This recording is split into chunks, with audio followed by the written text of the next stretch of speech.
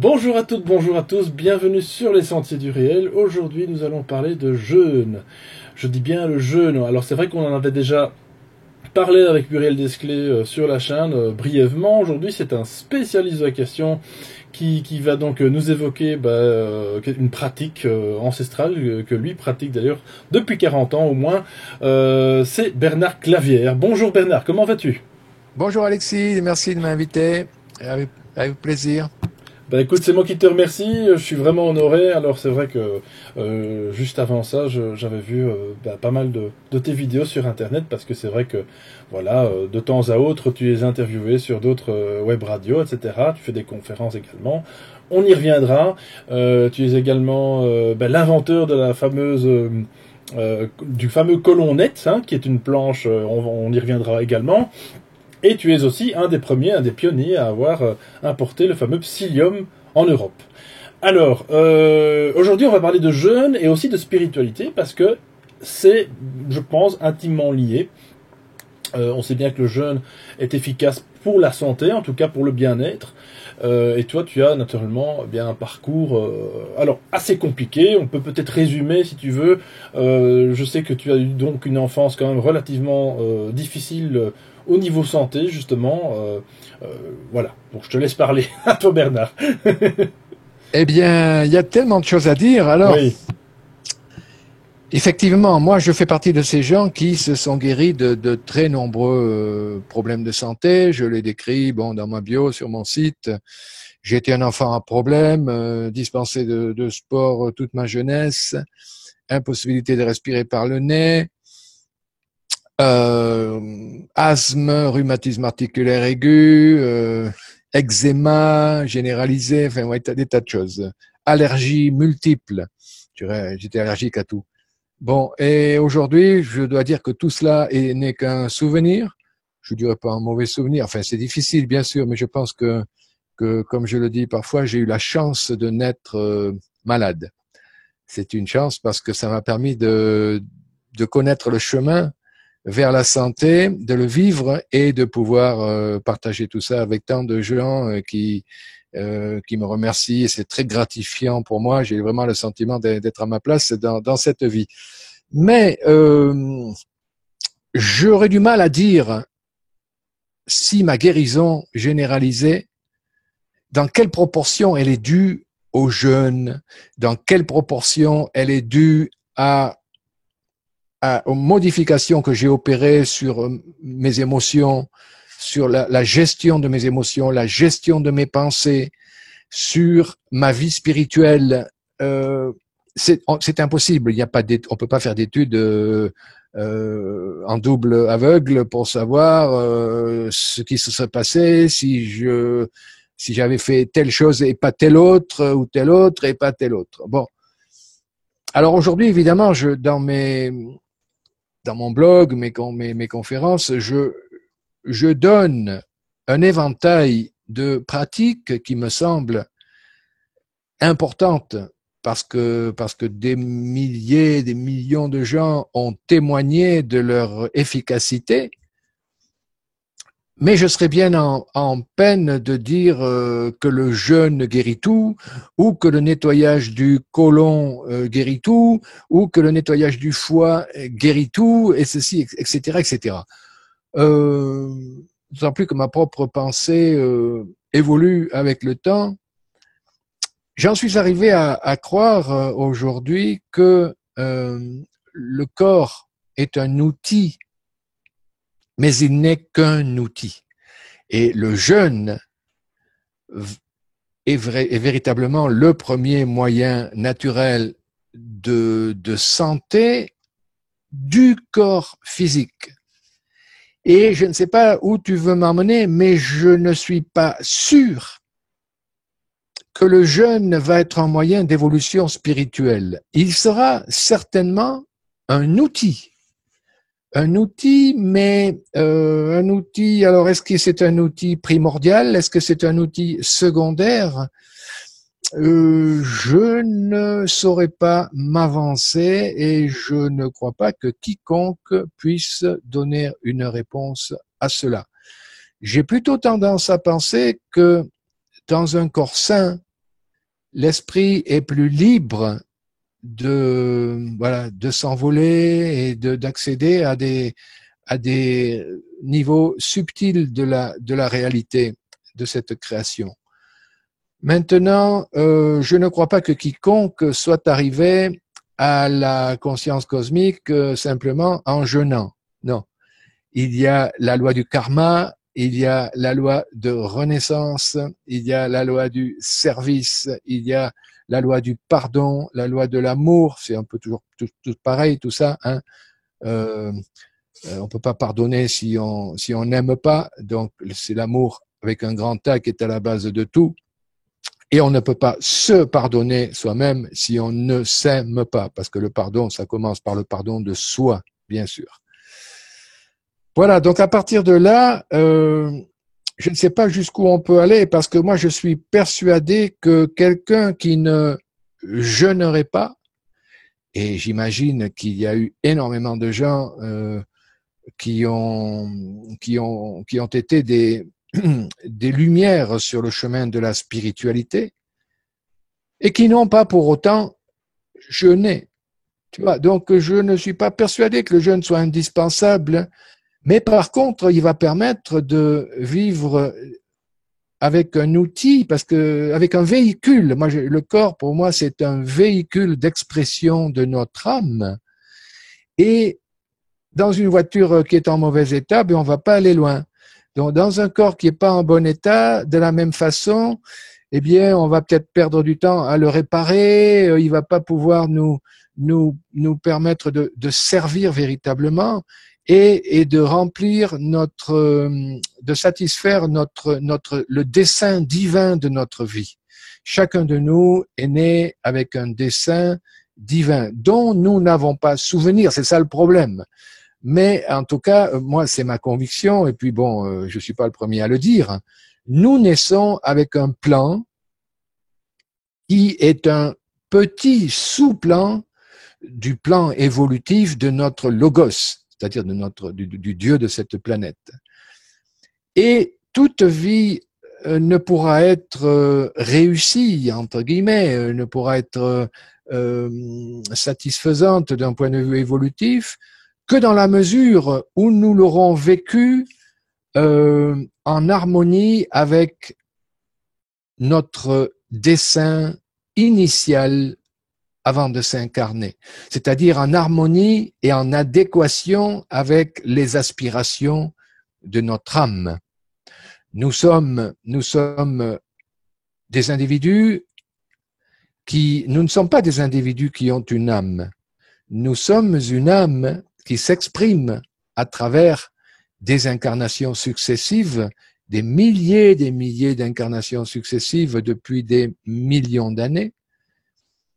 Et donc, tous les outils sont bons pour permettre à un moment donné, au véhicule dans lequel nous sommes, de franchir le seuil que certains appellent l'illumination, que d'autres peuvent appeler la conscience cosmique, que d'autres peuvent appeler la cinquième initiation qui nous sépare de la maîtrise, c'est-à-dire au moment où on devient véritablement un maître de sagesse et où on n'a plus besoin de s'incarner, de renaître d'une femme, etc., etc.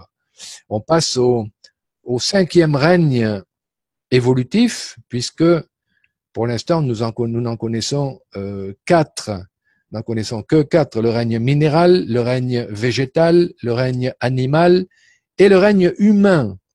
Et tous nos problèmes viennent du fait que la plupart des êtres humains pensent que c'est la fin de l'histoire. Après eux, on n'a pas conscience, c'est pas marqué dans les manuels scolaires, on n'enseigne pas ça à l'université, mais pourtant, tous les enseignements ésotériques sérieux, moi je me réfère aux enseignements que nous ont transmis les théosophes qui ont commencé par Blavatsky à la fin du 19e siècle, ensuite Elena Rorich, Alice Bailey, et plus récemment, il vient juste de mourir, Benjamin Crème, qui a été pour moi un messager formidable de tous ces enseignements-là. Donc tous ces enseignements nous disent que tout être humain est appelé à évoluer et à accéder à un autre règne, comme chaque règne évolue à partir du règne qui l'a précédé. Il y a d'abord eu le règne minéral qui s'est stabilisé. Lorsque le magma s'est stabilisé, quelques plantes ont commencé à apparaître, quelques cellules végétales. Ça a donné après la luxuriance végétale. Et puis, il y a un moment donné où les premières cellules animales sont apparues. Alors, on ne va pas rentrer dans les détails comment elles sont apparues. Bref, le règne animal a pu se développer pendant des millions d'années, jusqu'au moment où notre créateur, appelons-le le Logos ou Dieu, ça ne me dérange pas, a pensé que le moment était venu de s'incarner lui-même c'était déjà la planète, dès le départ, a tout de suite été le véhicule d'expression de notre Logos. De la même façon que chacun des corps que nous occupons au fil de nos incarnations est le véhicule d'expression de notre âme, de la même façon, cette planète, dans sa globalité, à tous les niveaux, visible, invisible, microscopique, macroscopique, est le véhicule d'expression et le corps d'expression de notre Logos créateur. Et donc, à un moment donné, il a pensé que le moment était venu de s'individualiser. Et en chaque être humain, je veux dire par là que chaque être humain a une âme qui est divine et individuelle. Alors que le règne animal, par exemple, les animaux n'ont que des âmes de groupe. Les animaux ne sont pas doués du libre arbitre. C'est une caractéristique propre de l'espèce humaine, le libre arbitre, qui permet d'évoluer plus vite. Les animaux évoluent, bien sûr, mais ils évoluent d'une façon différente. Les animaux ne font pas d'erreur dans la mesure où ils vivent en harmonie permanente avec les lois de la vie. Les animaux ne livrent pas de livres, ils vont pas écouter des conférences. Nous, on a besoin d'alimenter notre mental pour prendre des décisions qui nous permettent d'évoluer. Des décisions qui vont nous faire vivre des expériences heureuses, malheureuses. Enfin, malheureuses, je mets des guillemets parce que rien n'est malheureux. Il n'y a que des expériences plus ou moins douloureuses et plus ou moins agréables. Mais tout, de toute façon, est heureux et va dans le sens de l'évolution. Donc voilà, j'ai fait un petit tour rapide d'un enseignement fondamental qui est celui de la cosmogénèse et de l'anthropogénèse. Et au final, toutes ces âmes, alors je peux déjà dire d'une façon anecdotique un petit peu que sur cette planète, il y a 60 milliards d'âmes. Il faut bien comprendre que en ce moment, il n'y en a que, je crois, 7 ou 8 milliards sur Terre, incarnés. Mais il y a ce réservoir d'âmes qui sont là et qui s'incarneront, qui se sont incarnées dans le passé. On n'a jamais eu 60 milliards d'individus en incarnation, hein, mais ça nous montre, mais si tant est que ça ne nous prouve pas, mais enfin les gens me croiront ou pas, c'est pas grave. Moi, je sous-entends bien sûr en disant ça que des âmes s'incarnent et qu'il y a une réalité, il y a un niveau de la réalité qui est véritablement qui fait partie qui est de la vie, qui n'est pas perceptible par nos cinq sens, mais dans lequel vivent entre guillemets des milliards d'individus. Voilà, c'est-à-dire 52, 53 milliards d'individus qui sont entre deux vies. Alors, selon le niveau d'évolution de ces âmes, encore qu'une âme, elle est parfaite, mais le niveau d'évolution de leur dernier véhicule d'expression, on restera plus ou moins longtemps entre deux vies, entre deux incarnations. Mais il faut bien comprendre qu'au bout de notre histoire, au bout de l'histoire avec un grand H, de la même façon que les êtres humains, à un moment donné de leur évolution, sortiront du cycle des incarnations obligées et nécessaires, eh bien, de la même façon, notre Logos, à un moment donné, aura fait son chemin évolutif et passera à un autre niveau. Et à ce moment-là, la planète Terre deviendra une planète morte. Elle se désintégrera peut-être, mais peu importe, il n'y aura plus de vie humaine sur cette planète, mais notre logos sera passé à autre chose de la même façon que nous passerons à autre chose une fois que nous n'aurons plus besoin de nous incarner. Mais je parle beaucoup, Alexis, je vais peut-être te laisser me poser des questions ou orienter mon discours parce que je suis très volubile, hein, voilà. J'adore. Tu es vraiment l'invité parfait parce que, en général, c'est vrai que c'est ce que j'explique toujours aux auditeurs et surtout aux intervenants, c'est que je n'ai jamais de questions préparées, donc les questions me viennent comme ça, voilà, voilà, comme une conversation, voilà. Tout simplement. Donc on est parti du jeûne, effectivement. Moi, j'ai ces deux cartes de visite un petit peu, mais forcément, je les mélange de plus en plus. Bon, selon le public auquel je fais face, dans certaines conférences, je ne vais parler que des questions qui touchent au corps physique. Mais je ne peux m'empêcher, la plupart du temps quand même, de laisser entrevoir que le corps physique n'est qu'un aspect tout à fait, pas anecdotique, important, mais partiel de notre réalité. Hein. Oui, moi je la compare toujours un peu à le corps, hein, je le compare un peu toujours à cette feuille qu'on voit vraiment tomber de l'arbre, tu sais. Là, je me dis que quand je vois une feuille qui tombe de l'arbre, je me dis, ah, il y a une petite âme de feuille qui est partie quelque part. Est-ce que je vois tomber? Ben, c'est le corps. Et c'est exactement ce qu'on est en fait tous. Ce corps de chair et d'os.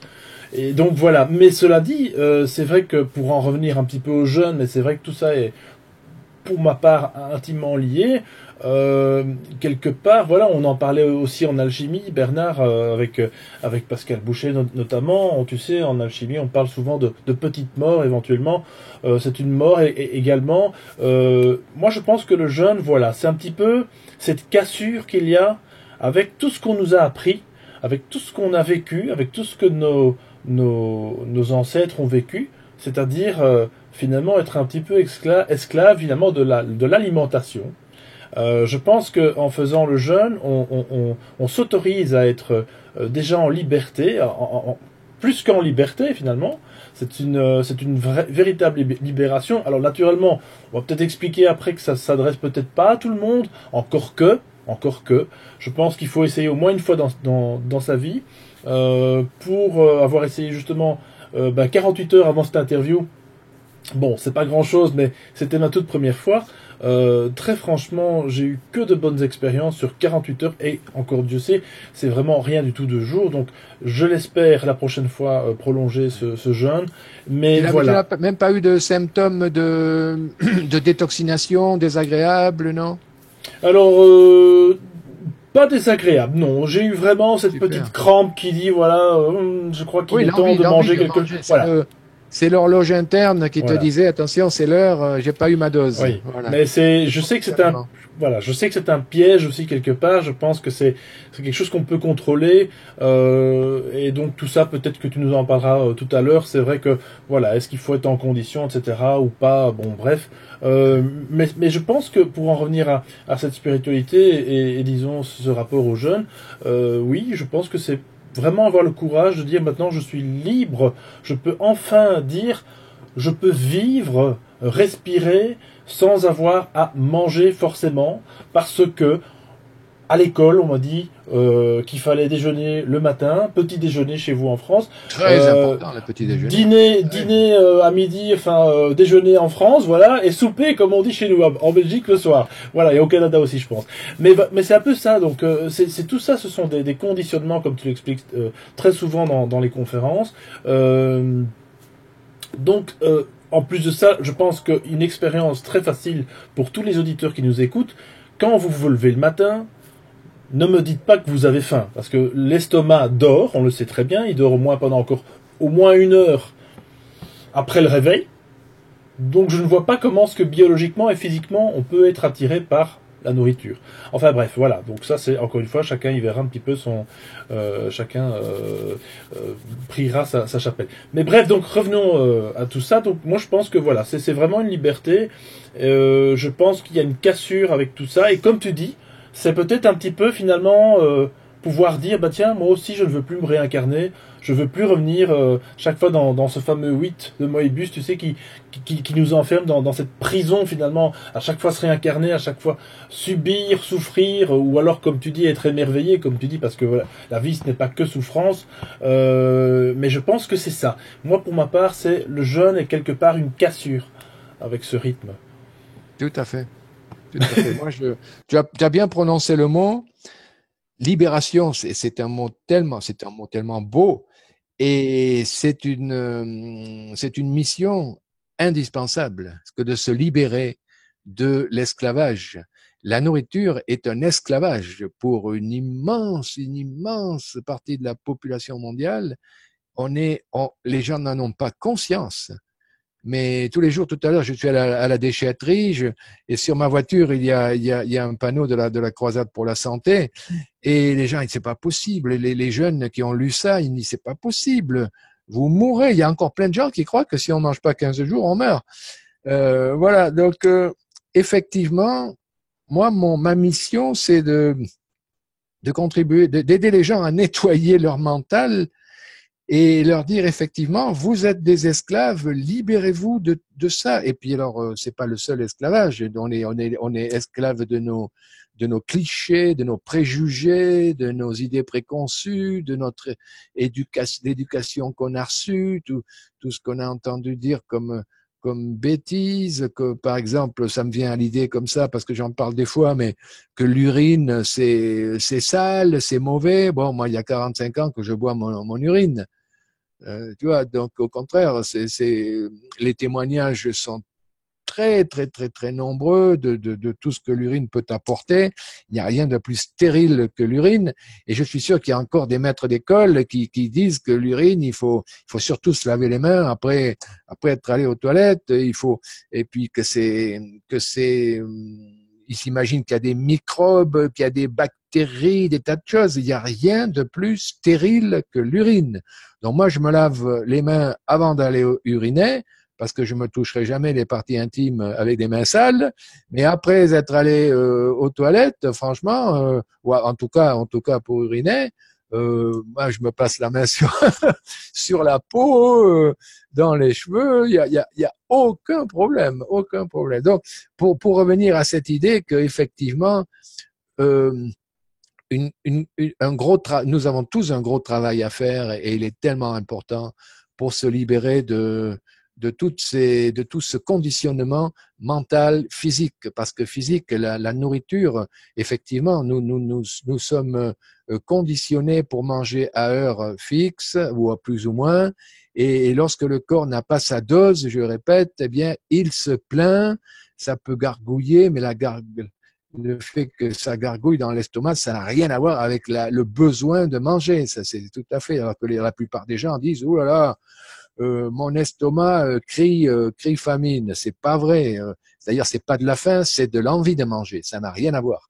La véritable faim, elle survient au bout de plusieurs semaines de jeûne complet, lorsque le corps nous envoie un signal clair que il y a une limite qu'on a atteint et qu'il ne faut pas franchir. Encore que, même si ça sera peut-être pas le sujet d'aujourd'hui, il y a plein de gens qui ne mangent plus du tout.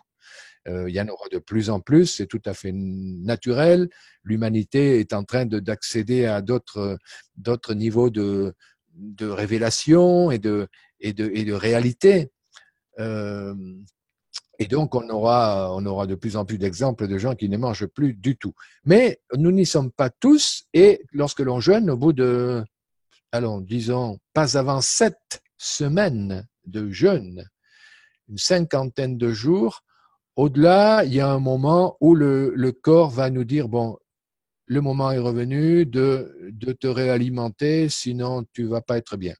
Parce que tout le monde n'est pas prêt, même en faisant, et là j'ironise un petit peu, même en faisant des stages de 21 jours, comme certains les proposent, on va pas devenir pranique. Moi j'aime bien ce mot, ça m'amuse, mais bon, c'est un néologisme, on dit pas pranique, on dit inédique. Des gens qui ne mangent plus jamais, ce sont des inédiques. Et le fait de ne jamais manger, c'est l'inédit. INEDIE. Donc voilà, il y a plein de gens qui ont préféré inventer le mot respirien ou pranique, même sans avoir la moindre idée de ce qu'est le prana. Bref, parce que personne ne le sait, c'est trop compliqué, ça nous dépasse encore beaucoup. Bref, tu vois, j'aime bien un peu casser là et Ah rentrer ben, tu es le bienvenu, on est fait pour ça, c'est fait pour ça voilà. ici. Bon. Et tout ça pour dire, oui, la liberté. Donc, tant que nous serons esclaves de notre corps, le corps ne pourra pas être un outil. L'outil doit être au service de l'artisan, du menuisier, du plombier. Il a ses outils, il en prend soin, il les maintient en état, propre, aiguisé, etc. C'est notre responsabilité par rapport à l'outil qu'est notre corps. Voilà, bonne année, Alexis. À part ça, donc effectivement, tout le monde devrait jeûner. Tout le monde. Est-ce qu'il y a des contre-indications? La peur. Moi, je dis aux gens, si vous avez peur de jeûner, ne jeûnez pas, parce que vous allez jeûner à reculons. Vous allez jeûner. C'est pas non. Débarrassez-vous de vos peurs. Travaillez vos peurs, qui sont elles-mêmes un poison de toute façon. Et qui dépendent de nos conditionnements mentaux et émotionnels. Bon, après, on va même sans rentrer dans les détails, il est évident qu'on va pas faire jeûner une femme enceinte. Je veux dire, si elle attend d'être enceinte pour jeûner, ben elle avait qu'à jeûner avant. Elle peut attendre encore quelques mois, elle va pas se créer des problèmes. Je dis pas qu'il y aurait des problèmes, mais elle peut sauter des repas, même quand on est enceinte, elle va pas mourir. Ça dépend évidemment de ses réserves lipidiques et autres. Mais bon, franchement, on va pas non plus, parce qu'on est enceinte, se gaver de tas de saletés, de tas de nourriture. Bon, bref, est-ce qu'un enfant peut jeûner? Bon, je passe du coq à l'âne. Ben, un enfant, il devrait pouvoir manger autant qu'il le veut, quand il le veut. Mais attention, pas des cacahuètes salées ou des chips ou des hamburgers. Quand je dis manger autant qu'il le veut, c'est des fruits frais, mûrs, c'est des carottes, c'est des légumes, voilà. Manger autant qu'il le veut, sainement. À partir assez rapidement, on peut lui apprendre à sauter un repas, mais pas un bébé. Il va dire, un bébé, d'abord, il va pleurer, il va nous rendre la vie impossible. Mais un adolescent, un jeune adolescent peut apprendre à sauter des repas, surtout s'il le fait avec ses parents, s'il est dans cette ambiance-là, où on dédramatise l'idée de... Avant, on punissait un enfant, tu lui dis, tu n'auras pas de dessert, ou tu iras au lit sans manger. Bon, ça n'a pas à être une punition, c'est juste une expérience gratifiante et bénéfique. Donc, enfin, encore une fois, il vaut mieux que les parents accompagnent tout ça. Voilà. Ce serait actuellement, en fait, j'espère un jour, peut-être que cette société basculera dans le fait que donner un dessert, ça devient une punition. Ce serait justement l'inverse qui pourrait se produire. Mais bon, mais le dessert. Moi, franchement aussi, je me fais plaisir. Je suis gourmand et de temps en temps, franchement, je suis capable de manger à peu près n'importe quoi comme dessert, quoi. C'est pas grave. Tant qu'on a cet outil qui est formidable, qui est le jeûne. Moi, je dis aux gens, faites-vous plaisir, mais ne vous faites pas plaisir 3 fois par jour. Tout est dans l'excès. Moi, je suis capable de me faire plaisir si je suis invité à une fête où il y a un buffet. Mais franchement, je vais goûter de tout. Enfin, je vais voir, je vais m'en mettre jusqu'ici. Mais à la différence des autres convives qui, eux, dès demain matin, dès le lendemain, ils sont au petit déjeuner et comme si de rien n'était. Moi, si j'ai surchargé mon corps, eh bien, il va me dire, halte là, là, tu vas t'arrêter un petit peu. Et donc, l'habitude de jeûner, la pratique, oui, le réflexe du jeûne est très salvateur parce qu'il va nous permettre de faire des expériences, y compris quelques excès, mais de les réparer très facilement parce que on a cette possibilité de rester 1 jour, 2 jours, 3 jours sans manger si on sent vraiment qu'on a fait trop d'excès. Et c'est ça que j'aime bien dans ton discours, c'est que généralement, toi, de toute façon, tu n'imposes absolument aucune idée. tu Je partages propose. ton expérience, voilà, tu proposes. Les gens disposent donc forcément d'informations qui peuvent éventuellement, eh bien, c'est comme un jeu, hein. En fait, c'est comme, on doit pas prendre ça comme quelque chose d'absolu. Si vous jeûnez demain, si les auditeurs jeûnent demain, admettons cette interview, hein, bon, je leur souhaite, pourquoi pas, eh bien, ou après tes conférences, ou après avoir lu ton bouquin, on y reviendra. Mais c'est vrai que je dis oui, allez-y, mais n'ayez pas peur. De toute façon, nous avons nous la chance ici occidentaux, ou disons pays soi-disant développés, hein, comme je dis toujours, d'avoir bien pourquoi pas quelque chose dans l'armoire ou dans le frigo, ou de pouvoir aller au magasin, disons casser cette nourriture, là où effectivement d'autres pays n'ont malheureusement pas ce choix-là. Eux, leur jeûne, ben, finalement, il est imposé par la pauvreté, c'est encore différent. Mais nous, voilà, on a encore le choix de dire. En somme, c'est. Moi, je dis toujours, c'est un petit peu comme l'image de celui qui fait de l'apnée dans l'eau.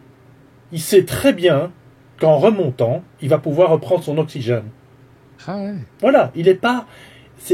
Rien n'est fini, en fait. Rien n'est terminé. Ce jeûne, c'est simplement une expérience. Et encore une fois, il faut surtout pas, je pense, compter, tu me diras pas le contraire, les jours. Je pense qu'il faut simplement se tester soi-même et ne rien prouver à personne d'autre qu'à soi-même. Je pense que c'est ça le Ah, secret. je suis d'accord. Moi, quand je vois des gens qui n'ont jamais sauté un repas de leur vie, puis qui me disent oui, je vais démarrer un jeûne de 21 jours.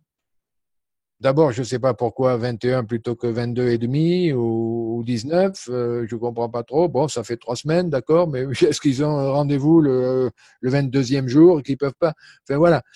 Je leur dis, mais écoutez, commencez par sauter 2 repas, un repas, et puis après vous verrez jusqu'où vous allez. Mais c'est ridicule de ne pas se donner d'objectifs, avancer, et surtout lâcher prise, quoi. C'est tout, avancer dans la confiance. Et puis moi, mon premier jeûne, il a duré 12 heures. Bon, c'est pas un jeûne, mais je me suis réveillé non, il a duré, oui, oui, non, 16 heures. Mais voilà, j'ai pas mangé, non, 24 heures, 24 heures. J'ai pas mangé une journée et une nuit, mais le lendemain matin, ben, j'arrivais pas à me lever. J'avais la tête qui tournait, et j'habitais encore chez mes parents. J'étais jeune, et j'ai appelé ma mère qui m'a apporté un peu de jus d'orange. Oh, j'ai pris 2 gorgées de jus d'orange et ça a été fini. Les symptômes ont disparu, j'ai pu me lever. Donc j'ai interrompu mon jeûne, mais c'est pas grave. Je l'ai recommencé après. J'ai avancé. Bon, alors après il y a des gens qui vont tout de suite pouvoir jeûner de façon prolongée. Mais tant mieux pour eux. Enfin, c'est ni tant mieux ni tant pis. Je veux dire, tout est bien, tout est bien. Il n'y a pas de. C'est pour ça que je le dis souvent.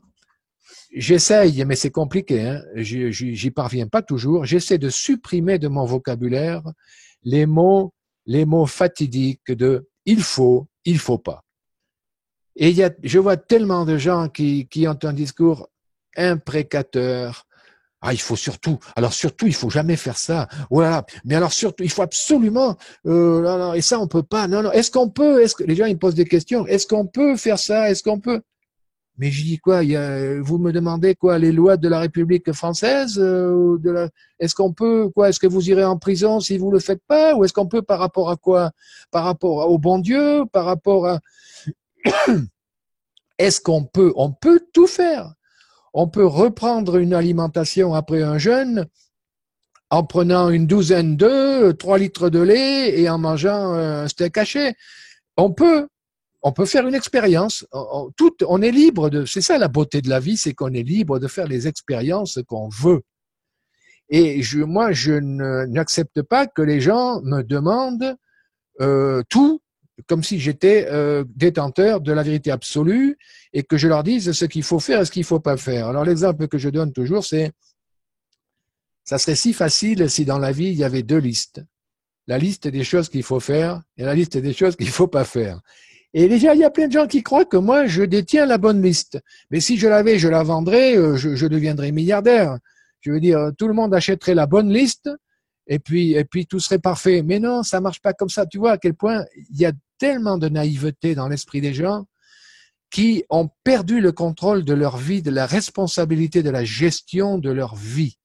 Et donc, ils vont consulter des thérapeutes, des médecins, des gens comme moi, des naturopathes. Mais à consulter, le seul avantage, c'est que ça évite de réfléchir. C'est même pas un avantage, c'est un très gros inconvénient. Mais ça évite on va consulter, on va voir des gens, alors on va les payer, même si c'est des médecins, on les paye même pas, parce que chez nous, c'est remboursé par la Sécu.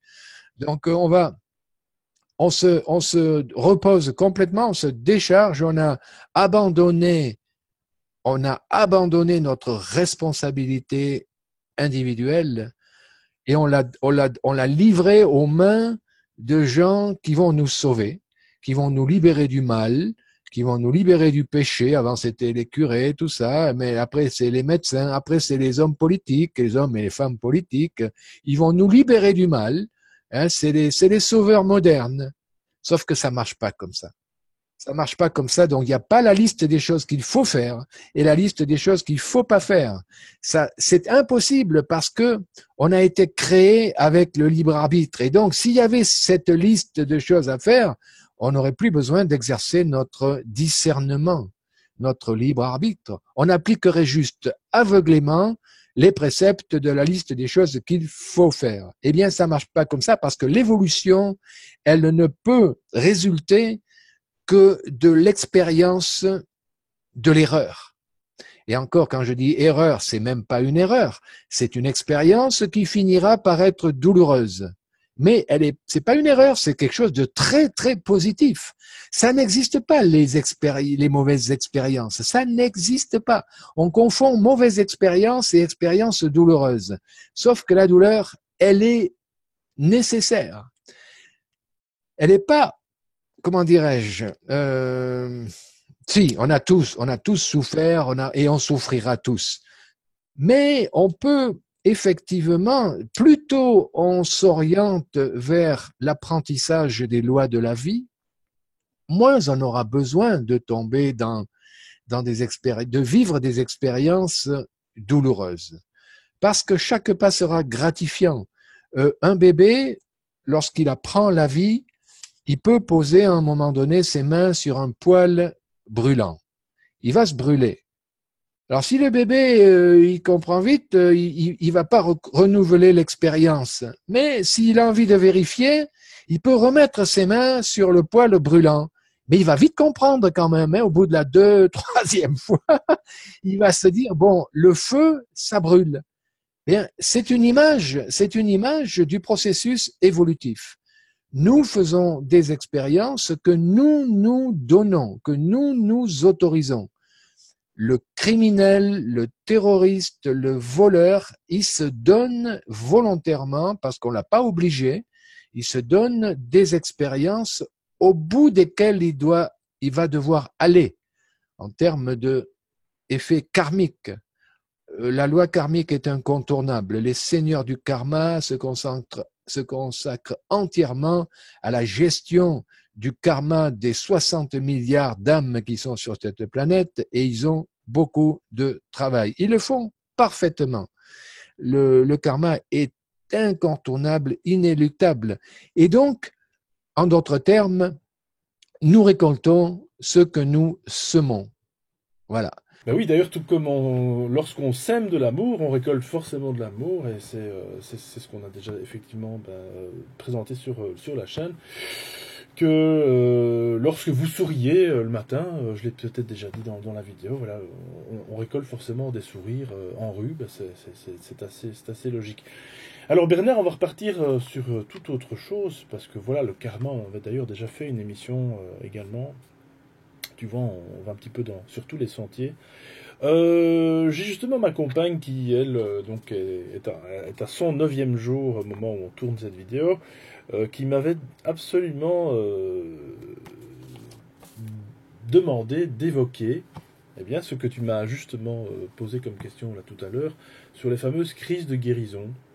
Alors, effectivement, moi, au bout de 48 heures, les crises de guérison, je ne les ai pas encore vécues.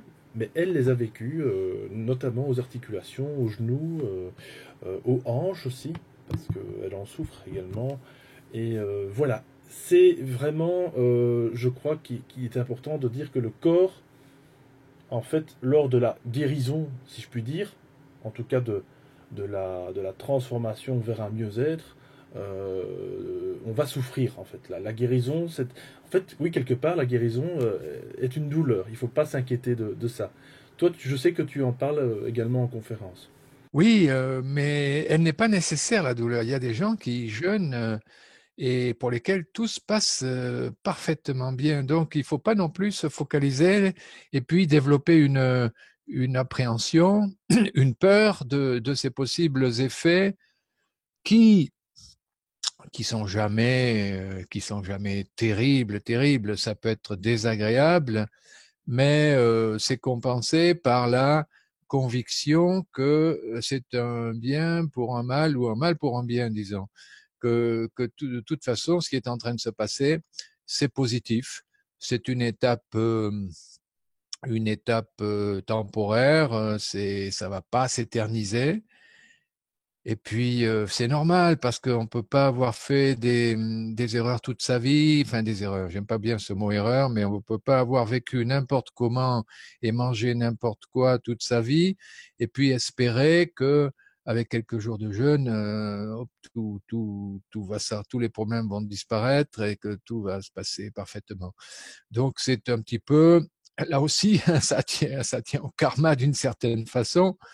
Karma direct, voilà, on a semé une vie parfois d'excès et d'inconscience dans la qualité de ce qu'on mange, d'excès dans la quantité aussi et la fréquence. Et donc, on doit passer on peut passer parfois, on ne doit pas, mais on peut passer parfois par des moments un peu difficiles. Mais franchement, c'est pas cher payé au rapport de tous les excès effectivement et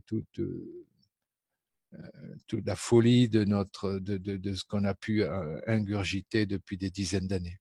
Et c'est exactement de la même manière Alors, je crois que tu l'avais aussi évoqué dans une conférence, le fait qu'on entend toujours dire il faut boire 1 litre au minimum par jour.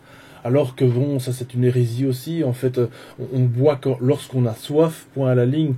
On ne doit pas forcément boire 1 litre, 1 litre et demi par jour, parce que là aussi ça fatigue, je pense, les reins. Donc quelque part, il y a toujours cet excès, cette idée d'excès qui revient. Et en fin de compte, les organes, eux, ils commencent à travailler. Oui, moi c'est encore une fois, je l'ai déjà dit, j'essaie de supprimer de mon vocabulaire. Il faut pas. Donc, il faut boire de l'eau. Je ne sais pas d'où ça vient. C'est ridicule. Moi, si je n'ai pas soif, je ne bois pas parce que je considère que mon corps est plus intelligent que les magazines populaires, et Marie-Claire et elle et autres et tous ces gens qui nous disent voilà, il faut faire ceci, il faut faire cela. Ils n'en ont aucune idée. Ils ne font que véhiculer des idées reçues. Alors voilà, maintenant, c'est la pensée unique et il faut manger beaucoup le matin, peu à midi, encore moins bien le soir, encore moins le soir. Ça aussi, si on devait faire la liste des dictons idiots que l'on nous inculque, il y en aurait des livres entiers. Donc, moi, franchement, je ne bois jamais, mais je ne me force pas à ne pas boire. Hein. J'incite nos auditeurs à aller voir la vidéo que j'ai faite sur ce sujet-là, où j'explique pourquoi je ne bois pas. C'est très simple, c'est qu'un végétarien euh, à majorité frugivore, tout ce qu'il mange, c'est 90-95% d'eau et de l'eau organique, pas de l'eau minérale. C'est l'eau qui est vraiment indiquée pour le corps humain. Et il s'avère que les gens qui ont ce régime-là n'ont pas naturellement soif. Donc, on ne va pas se forcer à boire, c'est ridicule. Et la meilleure preuve, c'est que si je suis amené à manger avec des gens des nourritures cuites ou salées, ou enfin, à sortir de mon régime, eh bien, naturellement, j'aurai soif et je boirai. Donc, je ne me force pas à ne pas boire, simplement, je suis à l'écoute de mon corps. Tout ça est très simple, en fait, mais le fait d'avoir cette habitude de dire il faut pas, surtout, faites ceci, ne faites pas ça, eh bien, ça évite de réfléchir, encore une fois, ça met les gens sur des rails qui sécurisent le mental, ça rassure le mental. Ça ne sert que à nous faire nous sentir bien parce qu'on se dit, ah, si on dit ça partout, c'est que ça doit être vrai et que donc si je le fais, ah, je suis sur la bonne route. Mais non, c'est idiot. Euh, D'abord, nous sommes tous différents, je le dis toujours, toujours, toujours, donc ça serait idiot de dire il faut faire ceci, il faut faire cela. Oui, mais quand, pourquoi, comment, quel moment, mais voilà, donc il est rare que des règles soient universelles, très, très rare. Si ce n'est la règle, eh bien, de manger, par exemple, ce que la nature, ou le bon Dieu, si on veut l'appeler comme ça, a produit pour nous. Ben, les fruits comestibles qui pendent des arbres, les bonnes graines qui poussent dans le sol, bien, a priori, oui. Maintenant, moi, je suis pas partisan de tuer des animaux. Bon, c'est un grand sujet aujourd'hui. Il est indéniable que l'espèce humaine se dirige vers un régime de plus en plus végétarien. Ça, c'est statistique, c'est vrai. Les boucheries disparaissent, les charcuteries disparaissent. Toutes les raisons sont bonnes pour s'arrêter de manger. Mais j'irai plus loin en disant que je ne recommande pas vraiment de s'arrêter de manger de la viande par, comment dirais-je, par conviction intellectuelle. Moi, je pense que l'idéal, c'est le corps qui va te dire, à un moment donné de ton évolution, cette nourriture ne te correspond plus. Et là, c'est dans l'intuition qu'on va trouver ce signe, cette indication qui viendra du plus profond de notre être. Parce que moi, je crois, je me méfie des pièges du mental. Hein, un jour, ça y est, c'est formidable. On a vu une vidéo qui montre les animaux qui souffrent, qui sont tués, etc. Bon, mais c'est bien, on peut s'arrêter de manger. Mais il faut bien comprendre que nous sommes dans une époque de transition globalement et que tout le monde ne va pas devenir végétarien du jour au lendemain parce que ça dépend de notre niveau d'évolution. Et ça n'a rien à voir avec l'activité du mental, les convictions, les certitudes, etc., les idées qui sont véhiculées ici et là.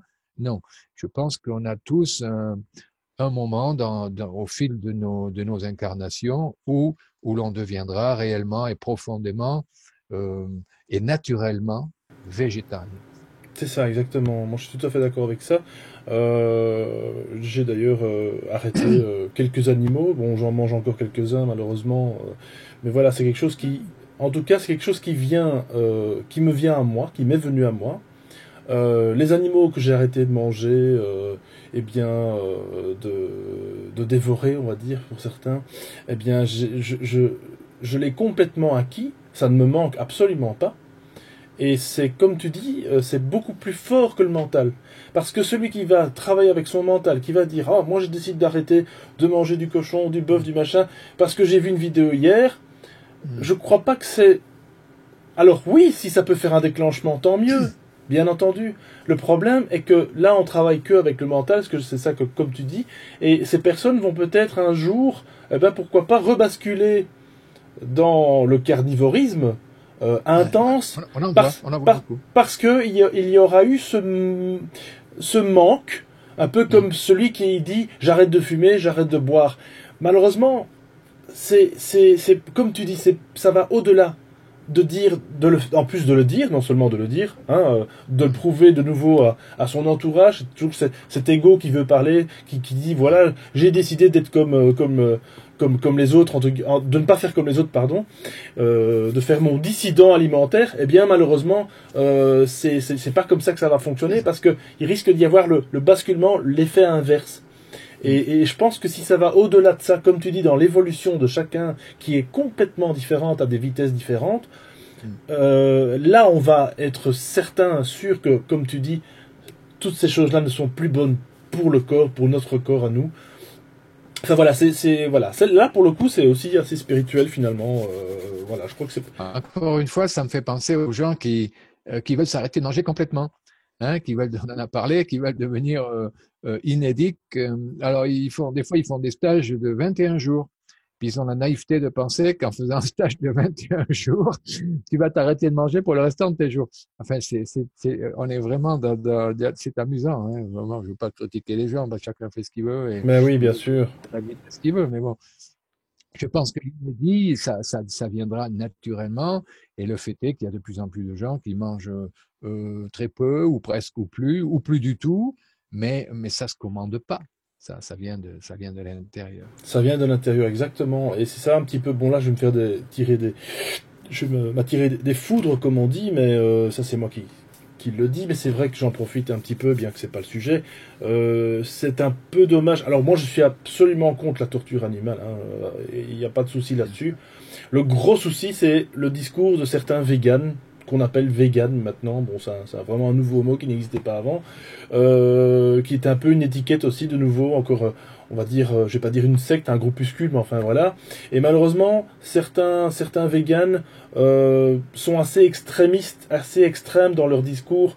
Et malheureusement, on n'attrape pas du vinaigre, on n'attrape pas les mouches avec du vinaigre. Je veux dire, si on veut propager un message d'amour en disant que justement les animaux il faudrait plutôt les éviter, c'est pas en allant comme ça avec des manifs, avec des... Enfin voilà, je sais pas si tu vois un peu ce que je veux dire, mais bon, bref. Là, il y en a peut-être qui vont me critiquer, mais sachez encore, messieurs, dames, que on peut très très bien basculer végétarien, voire pourquoi pas végétalien, tout en n'étant pas agressif, mais en étant conscient des choses. Voilà. Ça, c'était ma petite parenthèse. Alors, puisqu'on parlait de guérison, un peu de crise, etc., enfin de guérison, donc de transition, parce que le mot guérison, bon, encore une fois... Oui. Tu vois comment ça marche.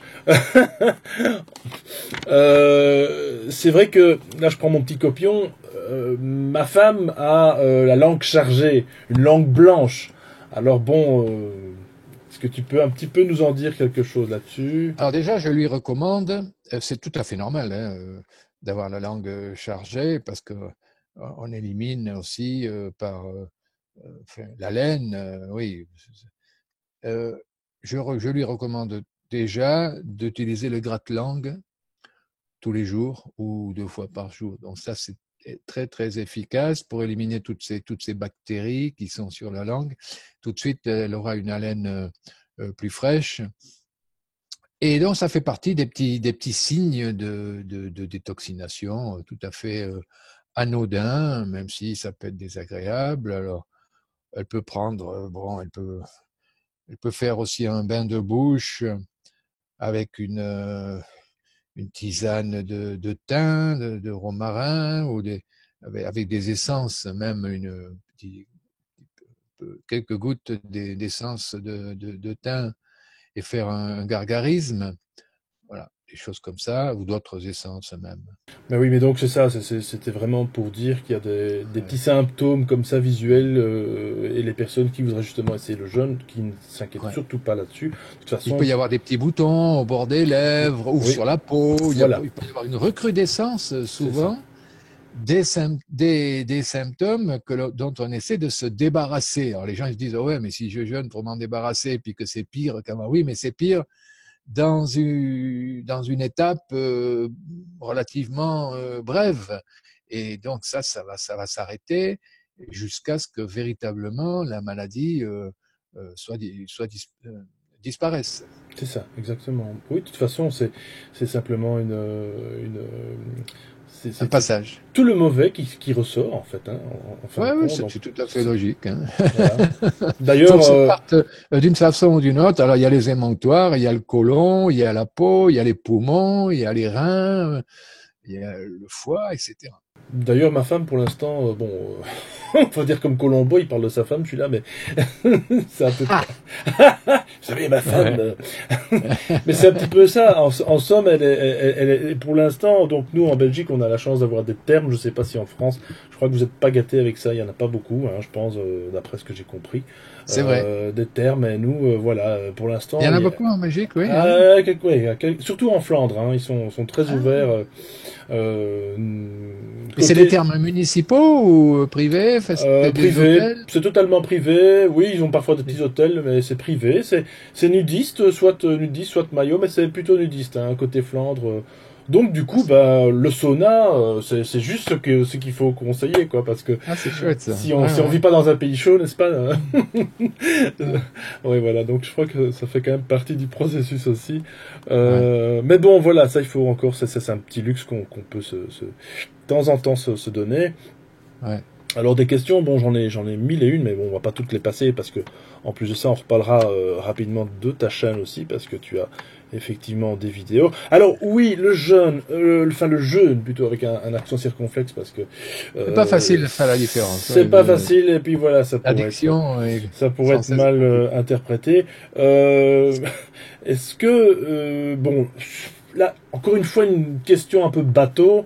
La durée du jeûne, est-ce que, voilà, encore une fois, est-ce qu'elle existe? Est-ce que Là, tu viens. tu avais parlé des 50 jours effectivement là tout à À moi? l'heure.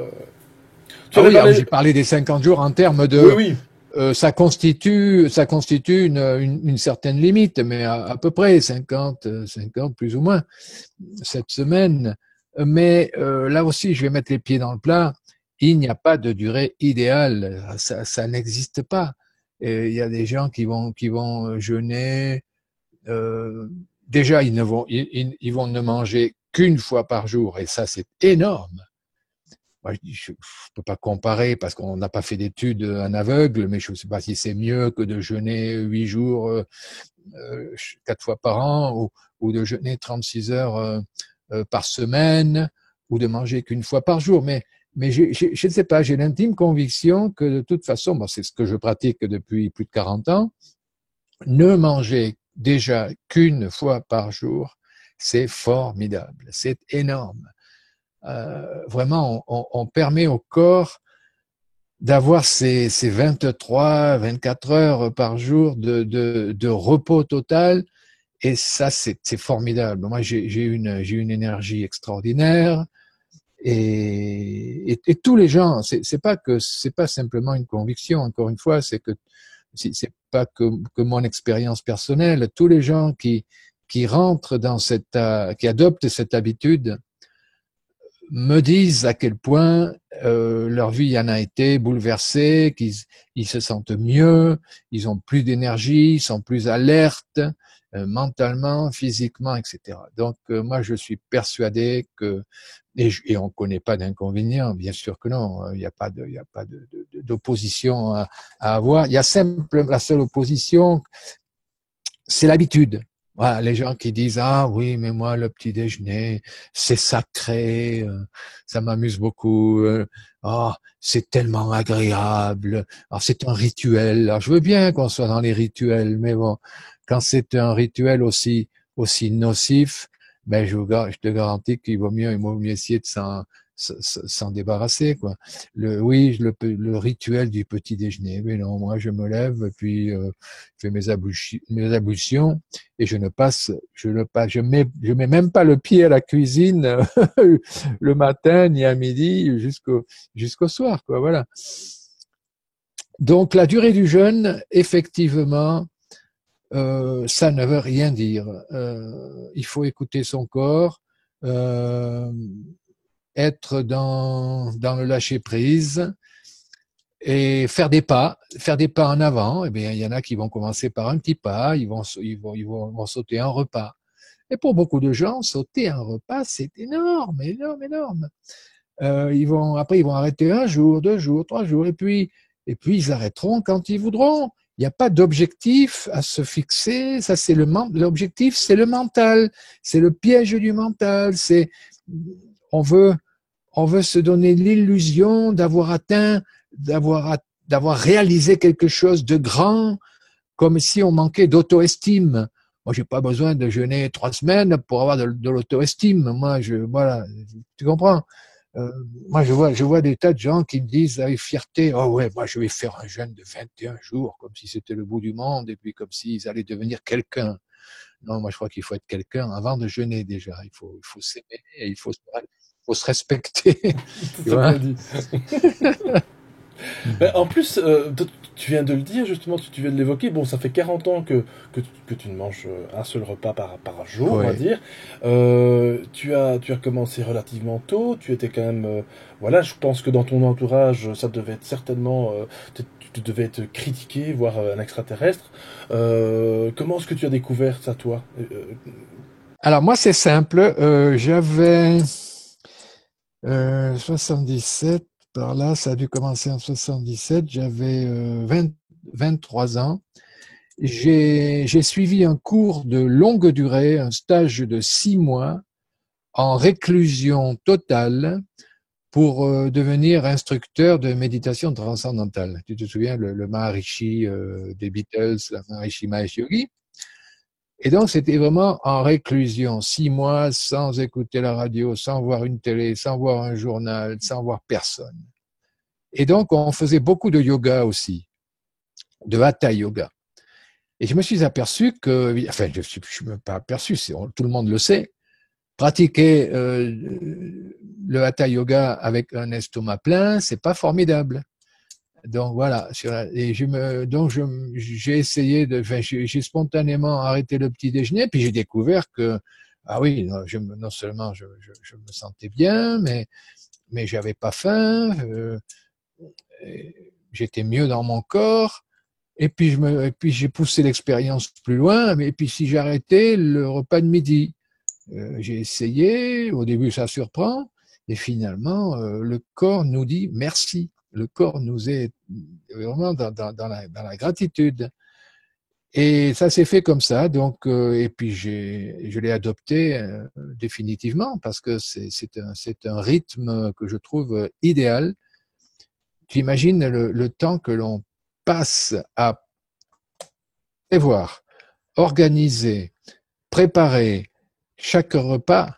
On a à peine fini un repas qu'on se demande déjà si on a ce qu'il faut pour le prochain repas, si on a fait les courses, ce qu'on va faire, ce qu'on va manger, comment, qui va le préparer.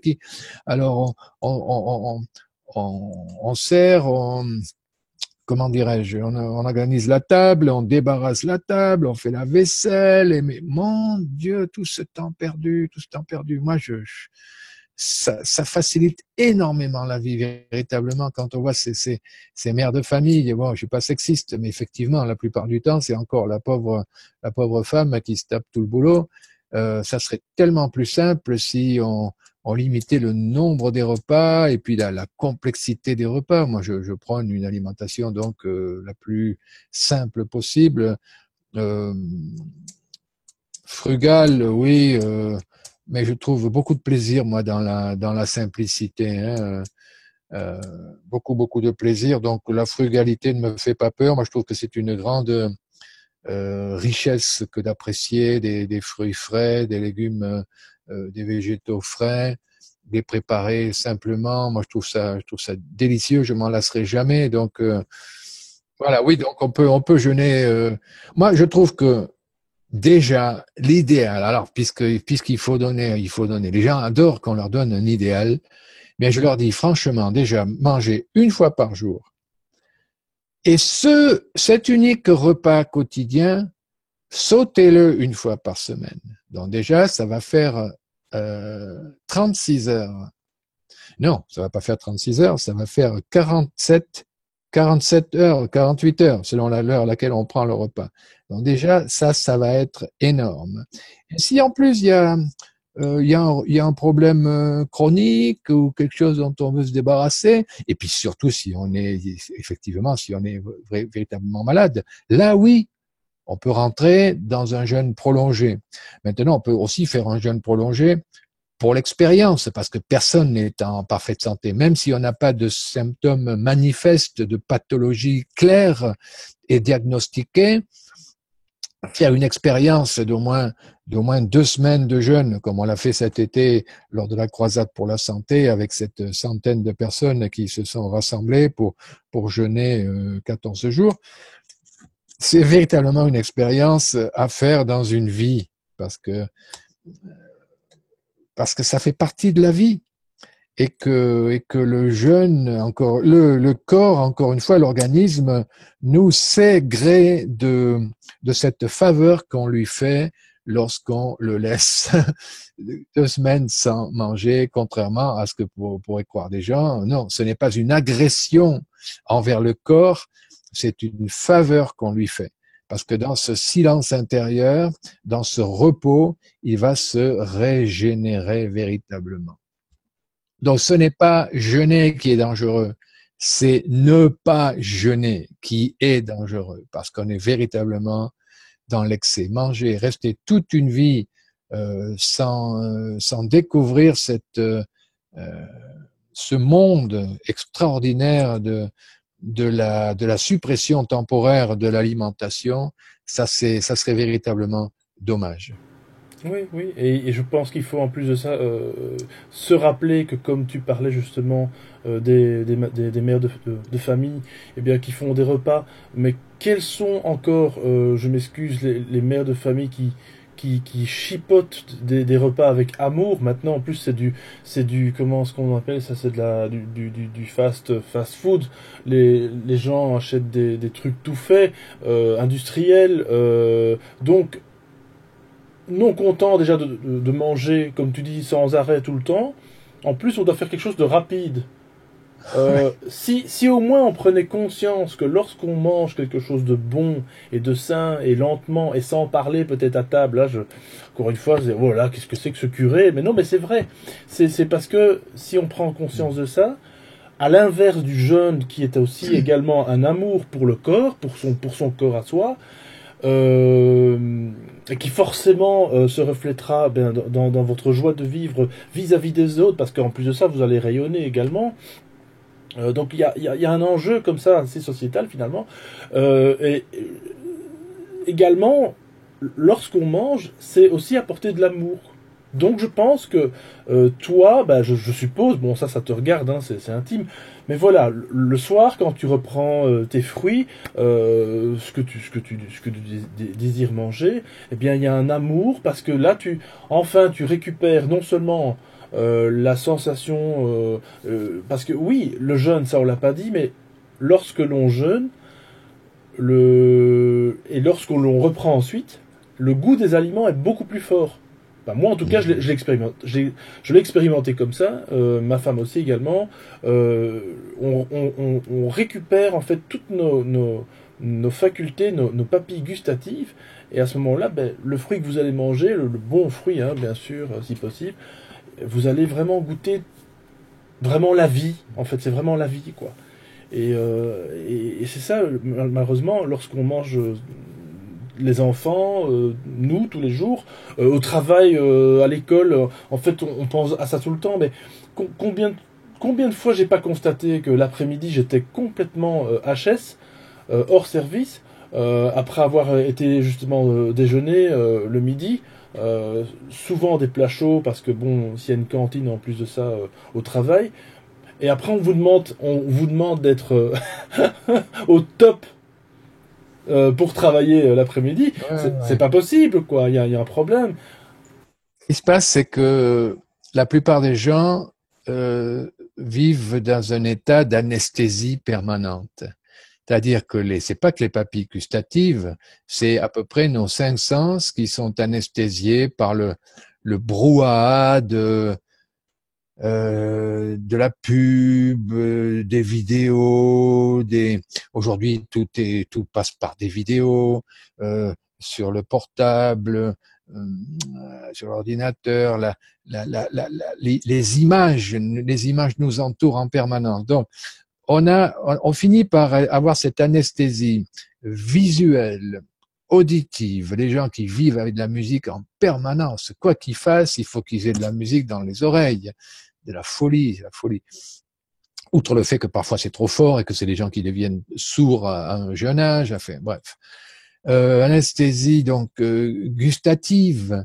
Il faut surtout se caler, mais on s'intéresse plus beaucoup encore qu'il y a, bon, c'est pas tout le monde, il y a des gens qui effectivement développent le slow food aujourd'hui, même s'ils sont pas végétariens, même s'ils essaient pas de manger particulièrement sain, mais bon, il y a toute une culture maintenant qui, c'est bien, pourquoi pas, bien sûr, devenir conscient de ce que l'on mange, être avec ce que l'on mange. Et donc, le jeûne va rétablir effectivement une perception, des canaux de perception beaucoup plus clairs et alertes à tous les niveaux, les 5 sens, véritablement. Exact. Et c'est vrai qu'au bout de 48 heures, je le répète, Ah oui, hein, déjà. Hein. 48 heures, j'avais déjà une clarté d'esprit. J'étais, si tu veux, j'étais dans le moment présent, un moment présent que je n'ai plus lorsque je reprends Ouais. le rythme normal de manger. Effectivement, on est dans du coton, dans de l'ouate permanence. Et en plus, il y a des idées qui, comme tu dis, nous viennent comme ça, qui ne nous appartiennent pas, parce qu'on est chaque fois entouré par les écrans, comme tu dis, par un tas d'informations qui nous trottent la tête.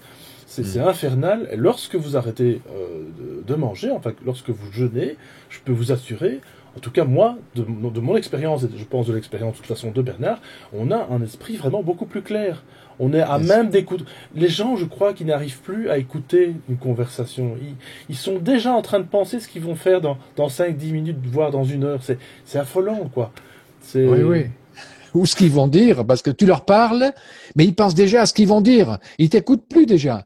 Et on te coupe. Les 3 quarts des gens ne savent pas écouter. Ils sont sur leur rail mentaux et puis ils veulent dire des choses et puis ils veulent eux qu'on les écoute, mais eux ils n'ont pas commencé par t'écouter à toi.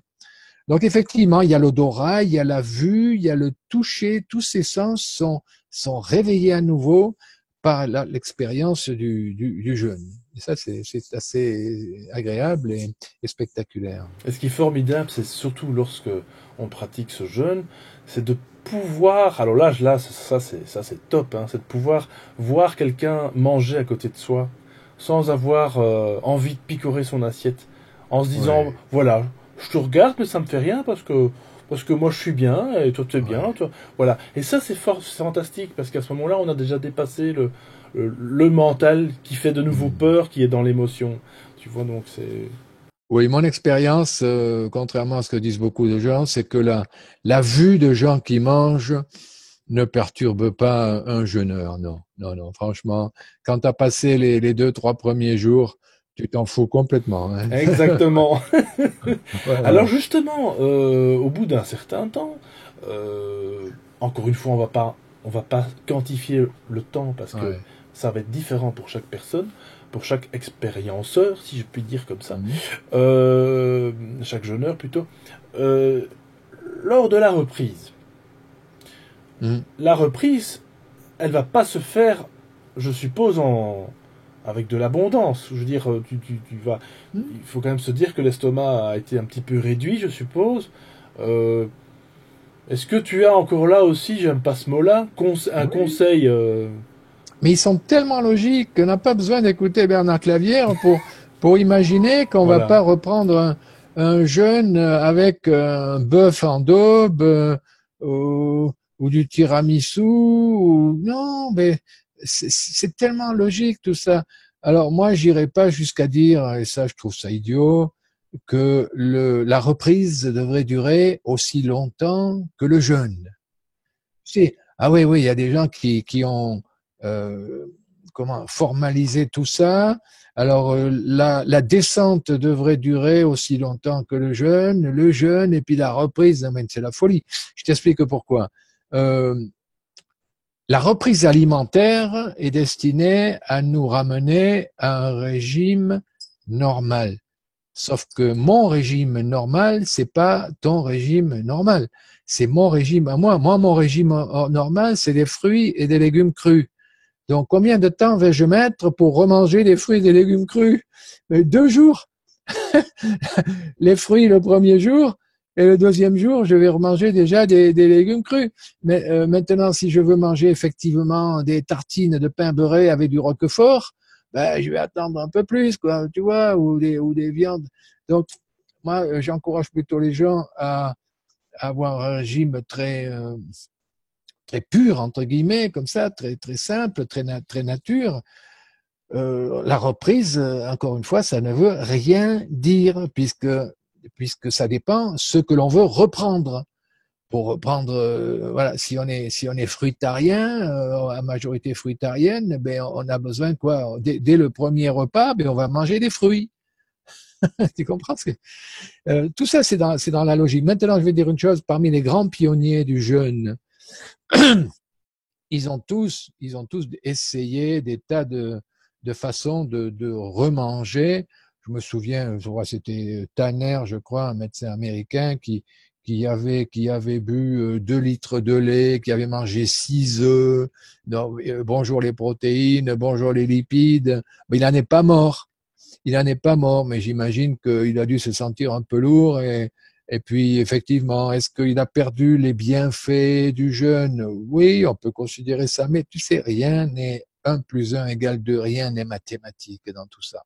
Encore une fois, ce sont des expériences et j'encourage chacun à vivre pleinement les expériences qu'on veut bien se donner et à se donner des expériences sans arrière-pensée, sans peur, sans crainte de mal faire ou de voilà, mal, ça veut dire quoi mal faire Selon une doctrine, oui, on peut mal faire, Oui, mais comme ce n'est qui, pas une doctrine, justement, voilà. exactement. Les canons du jeûne n'existent pas parce que je vais dire, il y a autant de théories sur le jeûne que de praticiens ou d'auteurs de livres sur le jeûne. Ils ont beaucoup ont dit des choses bon euh, diverses et variées. Et puis surtout, il y a autant de jeunes que de jeûneurs. Donc voilà. Voilà, c'est ça, exactement. Mais on a tous tendance, c'est vrai, à rechercher les limites, les il faut pas, les règles, quelles sont les règles de ceci, de cela, les règles du jeûne, à ne pas transgresser sous peine de. Alors, c'est les journalistes adorent ça. Les journalistes adorent insister sur le fait qu'il faut avant, ils disaient que le jeûne, c'était de la bêtise. Puis maintenant, ils voient que tout le monde se met à jeûner. Alors, les journalistes commencent à s'intéresser au jeûne, mais ils terminent leurs articles en disant surtout, soyez accompagnés, parce que ça peut être dangereux. Ils n'ont aucune idée des dangers encourus, qui n'existent pas d'ailleurs, mais soyez accompagnés, parce que, bien alors, accompagnés par qui? Ensuite, tu vois, bon, enfin, on n'en finit pas, quoi. Libérez-vous des limites du mental, de l'esclavage du mental. Exactement, Bernard. Et alors, surtout que l'alimentation, je vais encore m'excuser parce que bon, je ne vais pas à m'excuser, mais bon, bref, c'est Ouais. un tic français que j'utilise souvent, mais on n'a pas à comment est-ce que je veux dire, on n'a pas à être accompagné pour s'alimenter. L'alimentation est privée, elle est privée. C'est une des choses avec laquelle on vit finalement. Oui, alors on va dire qu'elle est sociale lorsqu'on dîne avec des amis, etc. Oui, mais elle reste quand même privée. On ne fait pas rentrer n'importe quoi dans son corps si on désire, voilà, si tout d'un coup, ben, on va pas faire manger du cochon à un musulman, on va pas faire manger de la viande à un végétarien, ça n'a pas de sens. Les gens vont là où ils bon leur semble, encore une fois, avec la conscience dont on parlait là tout de suite. Alors, on parlait effectivement de durée, encore une fois, qui n'existe pas, de reprise du jeûne. Je pense que la purification est interne aussi. Là, on va parler un petit peu caca. Hein. Autant dire les choses comme elles sont. C'est quelque chose J'adore. que, voilà, bah oui, je sais que tu aimes bien ça. Hein. Les histoires pipi caca, voilà, ça avec Bernard Clavier, messieurs dames.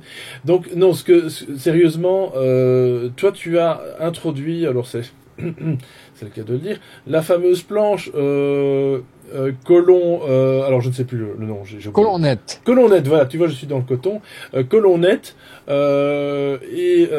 c'est donc une manière, tu vas nous en parler, une manière de se purifier aussi l'intérieur, donc l'appareil digestif.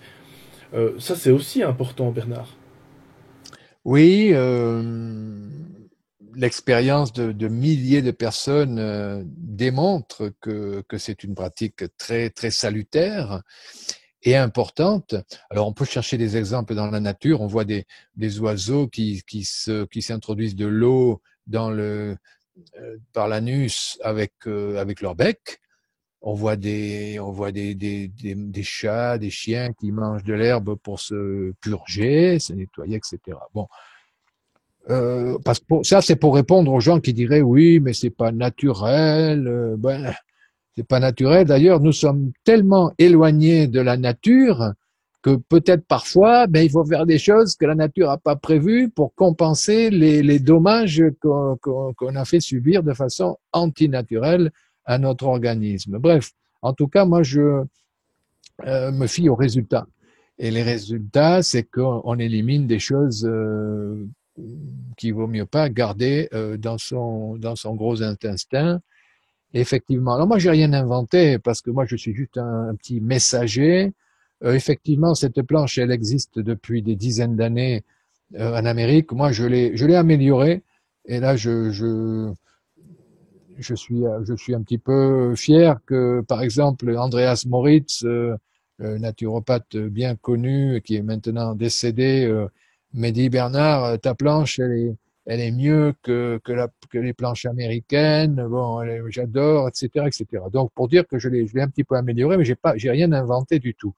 La planche colonnette, c'est une façon simple de s'autonomiser dans la gestion de notre hygiène intestinale. Euh, Tout ça pourquoi? Bien parce que d'abord, il n'y a pas des praticiens partout. Il y en a pas dans chaque village comment appelle-t-on ça, des praticiens en irrigation du côlon. Ils s'appellent eux-mêmes des hydrothérapeutes du côlon. Bon, moi, le mot thérapeute, ça me fait aussi sourire. Bref, euh, il y a que la nature qui est le seul thérapeute, c'est la vie et la nature. Hein. Donc nous, on l'aide, on peut l'aider ou la contrecarrer, mais c'est la nature qui guérit. Bref, donc il n'y a pas de praticiens partout. Et ensuite, leur service coûte cher, parfois très cher. Donc effectivement, à coût de 70, 80, 100 et plus, 120 € la séance dans certaines grandes villes d'Europe, le budget explose rapidement. Et moi, je pense que pour être en bonne santé, on n'a pas besoin d'être riche. On ne devrait pas avoir besoin d'être riche. Donc, cette planche colonnette, c'est un achat qu'on peut payer en plusieurs fois pour entrer dans les détails. Mais enfin bref, on peut l'acheter à plusieurs, on peut la faire acheter par une association, se la prêter, on peut se la prêter, elle ne s'use pas, on peut l'échanger entre amis, etc., etc. Elle va servir à toute la famille. C'est vraiment un achat pour toute la vie. Et après, ça ne coûte plus rien. Ça coûte le prix de l'eau. Si les canules, ça coûte 3 francs 6 sous. Des canules neuves, mais on peut la réutiliser plusieurs fois. Chacun met sa canule, il n'y a pas de problème. On peut l'utiliser des dizaines de fois. Donc vraiment, c'est pas un budget du tout comme consommable. Et on peut donc, en ayant cet outil à la maison, procéder à des nettoyages intestinaux aussi souvent qu'on le souhaite. Et je fais déjà une parenthèse, aussi souvent qu'on le souhaite, ça ne veut pas dire qu'on va devenir dépendant de cette pratique, pas du tout. Il n'y a aucun effet d'accoutumance, en tout cas pas pathologique, ni sexuel. Bon, je peux tout imaginer, tu sais, les lavements, il y a des gens pour qui c'est bon, des pratiques sexuelles, un peu, on fait ce qu'on veut. Hein. En tout cas, ça nettoie le côlon et ça permet d'éliminer des choses souvent spectaculaires et on se sent évidemment, dans beaucoup de cas, on se sent très très bien et mieux après un lavement. Ça devrait être avec l'interruption immédiate de la nourriture, le lavement ou l'irrigation du côlon devrait être un réflexe spontané dès qu'on a un petit problème quel qu'il soit. Parce qu'effectivement, on sait aujourd'hui que le côlon est une zone réflexe. comme le lobe de l'oreille, comme le pavillon de l'oreille, comme la plante des pieds. Ce sont des zones qui sont connectées à l'ensemble de l'organisme. Et donc, en nettoyant le côlon, on va avoir accès à, à des parties qui nous posent problème. Et on peut être surpris, mais bon, ça a été démontré scientifiquement. Ça a été démontré comment des chirurgiens, il y a déjà un siècle ou plus, ils avaient commencé à couper des morceaux de côlon parce qu'il y avait un problème. Ils se sont aperçus que ça influait sur d'autres pathologies qui, a priori, pour eux, n'étaient pas du tout connectées au côlon. C'est comme ça qu'ils ont découvert que c'était effectivement une zone réflexe, le côlon. C'est très intéressant. Donc voilà, moi, pour résumer, je dis d'une phrase, un côlon propre et sain, c'est la base de la santé. On est loin d'imaginer à quel point le gros intestin de l'être humain est un cloaque. Moi, j'ai vraiment maintenant beaucoup d'expérience dans le contact avec le public. Quand je vais faire des conférences, quand je vais sur des salons en France, à l'étranger, je tiens un stand et je vois revenir des clients qui me font voir les photos de ce qu'ils ont éliminé. Et là, je parle de parasites intestinaux, je parle de ténia de 50 cm de long, un gamin de 10 ans à Barcelone, sa mère me fait voir une photo du ténia qu'il a éliminé, 50 cm de long. Le ténia, il peut faire jusqu'à 1,50 m, 1,80 m de long. Une autre dame qui me dit un jour, vous savez, j'étais sur les toilettes et puis j'ai senti quelque chose qui pendait de mon derrière. Je lui dis, ah bon, qu'est-ce que c'était? Eh bien, elle me dit, je sais pas ce que c'était, mais ça mesurait 30 cm de long. Elle me l'a décrit, c'était un ascaris. C'était un ascaris. Donc, c'était effectivement aussi un ver intestinal. Et cette dame, elle avait un syndrome de fatigue chronique que personne ne sait traiter. Eh bien, voilà, elle a fait un grand pas en avant vers la santé, simplement en se libérant de ces vers intestinaux. Une autre maman un jour me dit, mais moi, mes enfants et moi aussi, on a des vers, des petits vers plein les selles. Voilà.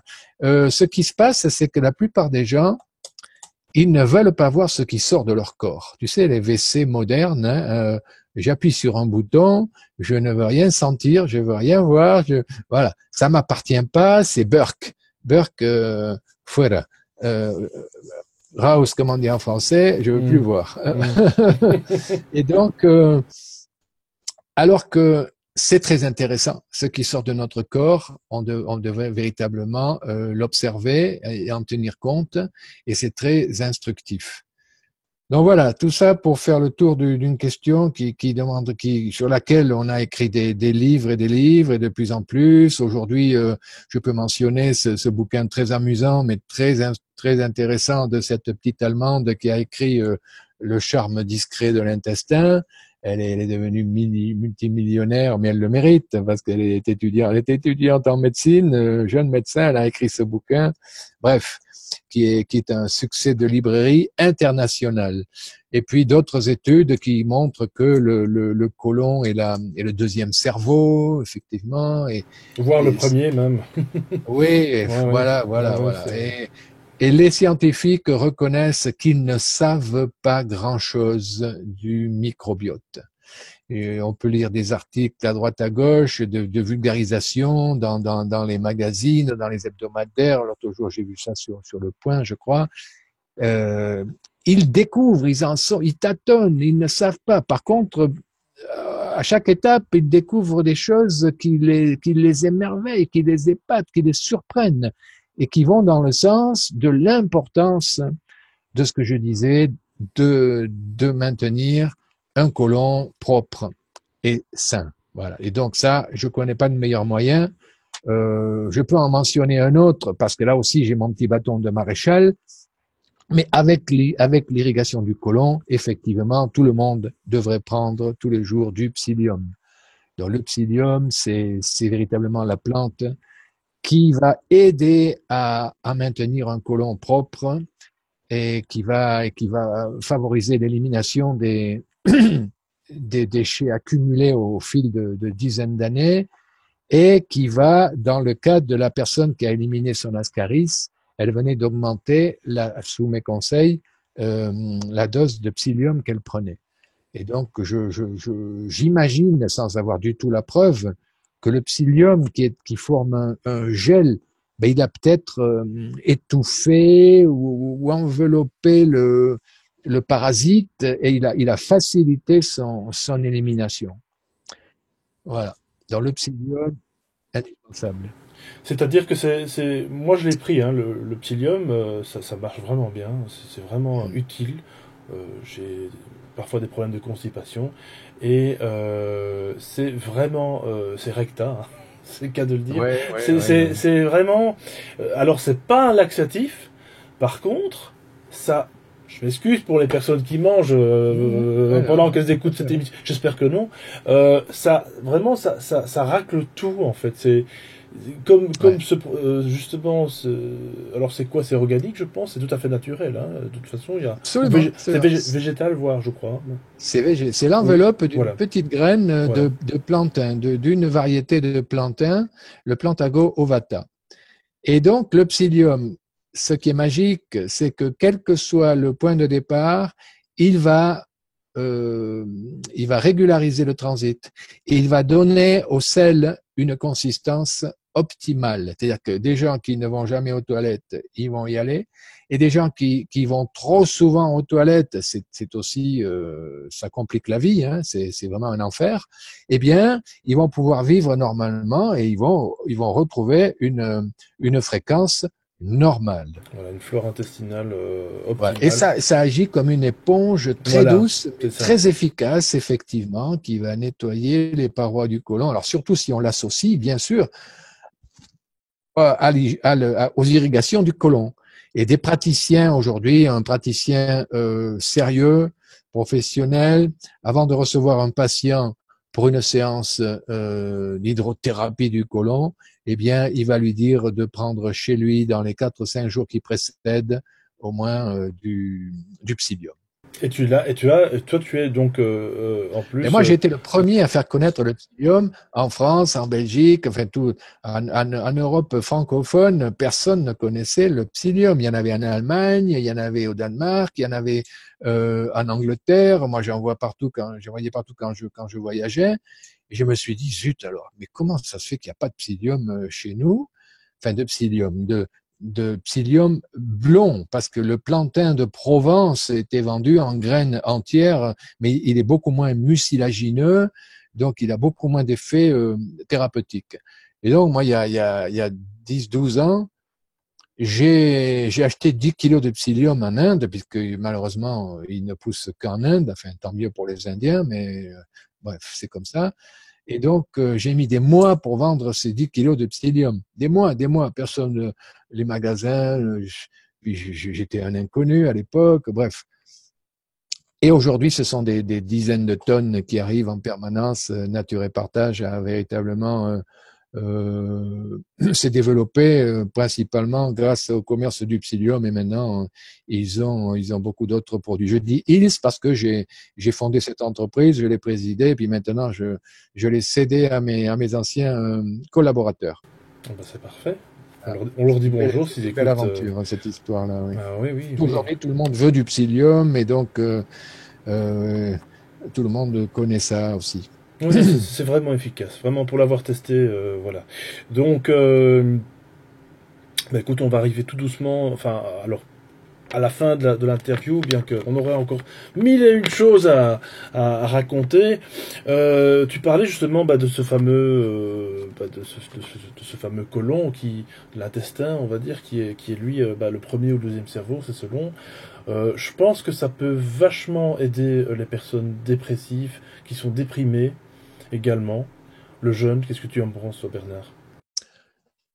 Oui. Pas que le jeûne, l'hygiène intestinale, évidemment. Et là, j'encourage nos auditeurs à faire leurs propres recherches. Ils vont trouver sur Internet des travaux récents qui montrent à quel point la qualité du microbiote influe sur les humeurs, influe sur la psychologie des gens. Et donc, et inversement. Et inversement, ça qui est intéressant, c'est que c'est un cercle vicieux. Mais donc, on peut l'interrompre, ce cercle vicieux, en commençant par effectivement se nettoyer le côlon, faire des cures de jeûne, de détoxination, nettoyer le foie aussi. On va pas faire tout le tour de la conférence que je donne d'habitude. Ceci dit, j'encourage les gens à me contacter par mon blog, par exemple. Je ne sais pas si tu mettras le lien de mon blog dans la description de la vidéo. Et donc, vous me contactez et je vous enverrai le PDF complet de ma conférence avec tous les liens. Je reprends tout ce que je viens de dire avec beaucoup plus de détails et de liens pour agir. Et donc, effectivement, oui, la psychologie, ta question, c'était ça. Oui, c'était ça. C'était Ouais, vraiment une aide aux personnes dites déprimées. dépressive, oui, Voilà, ouais, dépressives, en tout c'est clair. cas. Voilà. Ouais. Ben, je vais te dire un truc, mais ça, c'est pas nouveau, hein, c'est pas moi qui l'ai inventé. On sait aujourd'hui que beaucoup d'états dépressifs sont dus à l'alimentation. Déjà, dans un premier temps, à une mauvaise alimentation, à des tas de produits chimiques que l'on retrouve dans les aliments et des syndromes d'hyper, comment ça s'appelle, Hyperphagie ou... non, d'hyperactivité chez les enfants, etc. Des enfants difficiles, ben, faut leur supprimer les bonbons, il faut leur supprimer des tas on va pas mentionner des marques, mais peu importe, tous les sodas américains, tout ça. Il faut arrêter avec tout ça avant de leur donner des médicaments pour les calmer. Faut agir à la base, tu vois. Ouais, ouais. Et on a un ami qui n'est pas dans tout ça. Bon, malheureusement, heureusement, bon, bref. Encore une fois, chacun a son évolution. Ces enfants sont, sont super mignons, mais ils sont infernal Ouais, ou infernaux, ouais, bon, bref. ouais. Ouais, non, c'est Hyperactif, ouais, ouais. hyperactif, presque kiné, je ne sais Tu plus. verras des enfants végétariens, des enfants de parents végétariens, ils sont calmes, ils sont tranquilles, ils sont sereins, ils sont à l'écoute, ils absorbent les connaissances, les informations comme des éponges, ils posent des questions intelligentes. Mais ça, c'est évident, évident, évident. La nourriture. L'autre jour, j'étais dans le train, l'autre jour, je rentrais de Paris et j'étais à côté d'une famille avec deux gamines mignonnes comme tout. Eh bien, ils ont sorti le pique-nique et ils ont sorti des tranches de mie de pain tartinées avec quelque chose d'improbable, je ne sais pas quoi. Voilà, ils auraient pu leur donner une pomme, des fruits. Enfin, non, non, non. Voilà, c'est le réflexe, c'est le sandwich. Et alors, je vais te dire un truc, même euh, ils avaient même coupé le beurre. Aujourd'hui, c'est la mode. Même le pain de mie, qui est véritablement moelleux, ils avaient coupé la croûte. Tu sais, c'est fou ça. Ouais, ouais, ouais. Et alors que un des problèmes principaux de l'alimentation moderne, c'est l'absence de fibres. Et donc là, on va vraiment, on refuse de mâcher. On refuse de mâcher. Il faut que ça passe sous la langue deux, trois fois et hop, et on avale tout ça. Alors que on devrait mâcher longuement, on devrait boire nos aliments et manger nos boissons. Ça veut dire que dans tous les cas, ça reste dans la bouche et on avale quand c'est liquide. Et même les boissons, on devrait les tourner un petit peu, quelques secondes, dans la bouche. Parce que, enfin les boissons, moi je ne bois jamais, donc j'encourage les gens à faire en sorte de ne pas avoir soif. Mais quand je vois des gens boire un verre de jus d'orange en 3 secondes, mais c'est une agression terrible sur le corps. C'est une overdose de sucre. Un verre de jus d'orange, c'est 2 ou 3 oranges. Alors que si on mange l'orange avec la pulpe, avec tout, ben on va mettre 10 minutes pour manger l'orange. Il y aura la fibre. Le bon Dieu, il a fait les choses parfaitement. Il a fait la fibre avec le jus. Donc moi, je suis pas un obsédé des jus, Les jus sont utiles de façon temporaire pour faire un régime très très nettoyant, très détoxinant de jus, mais je ne suis pas partisan d'utiliser l'extracteur de jus au quotidien pour engloutir comme ça des litres de jus sans fibres. C'est une folie tout ça. Bref, Et pour se porter encore, se donner plutôt bonne conscience de dire bonne voilà, conscience, c'est surtout ça. j'ai Ouais. vraiment voilà, j'ai mangé des légumes rapidement, voilà. Donc Exactement. c'est Ouais. bon, du coup, je suis tranquille. Mais non. Alors, ce qu'on m'a dit l'autre jour, c'est oui, mais tu comprends, quand tu manges tes salades, ou moi, c'est pas des salades, c'est des purées crues que je me fais. J'ai fait une vidéo sur mes purées crues. Ouais, mais tu peux pas en manger des kilos. Alors qu'avec le jus, on a mais je regarde, je dis, mais vous avez besoin de manger des kilos de légumes? Mais qui a dit qu'on avait besoin de kilos de légumes?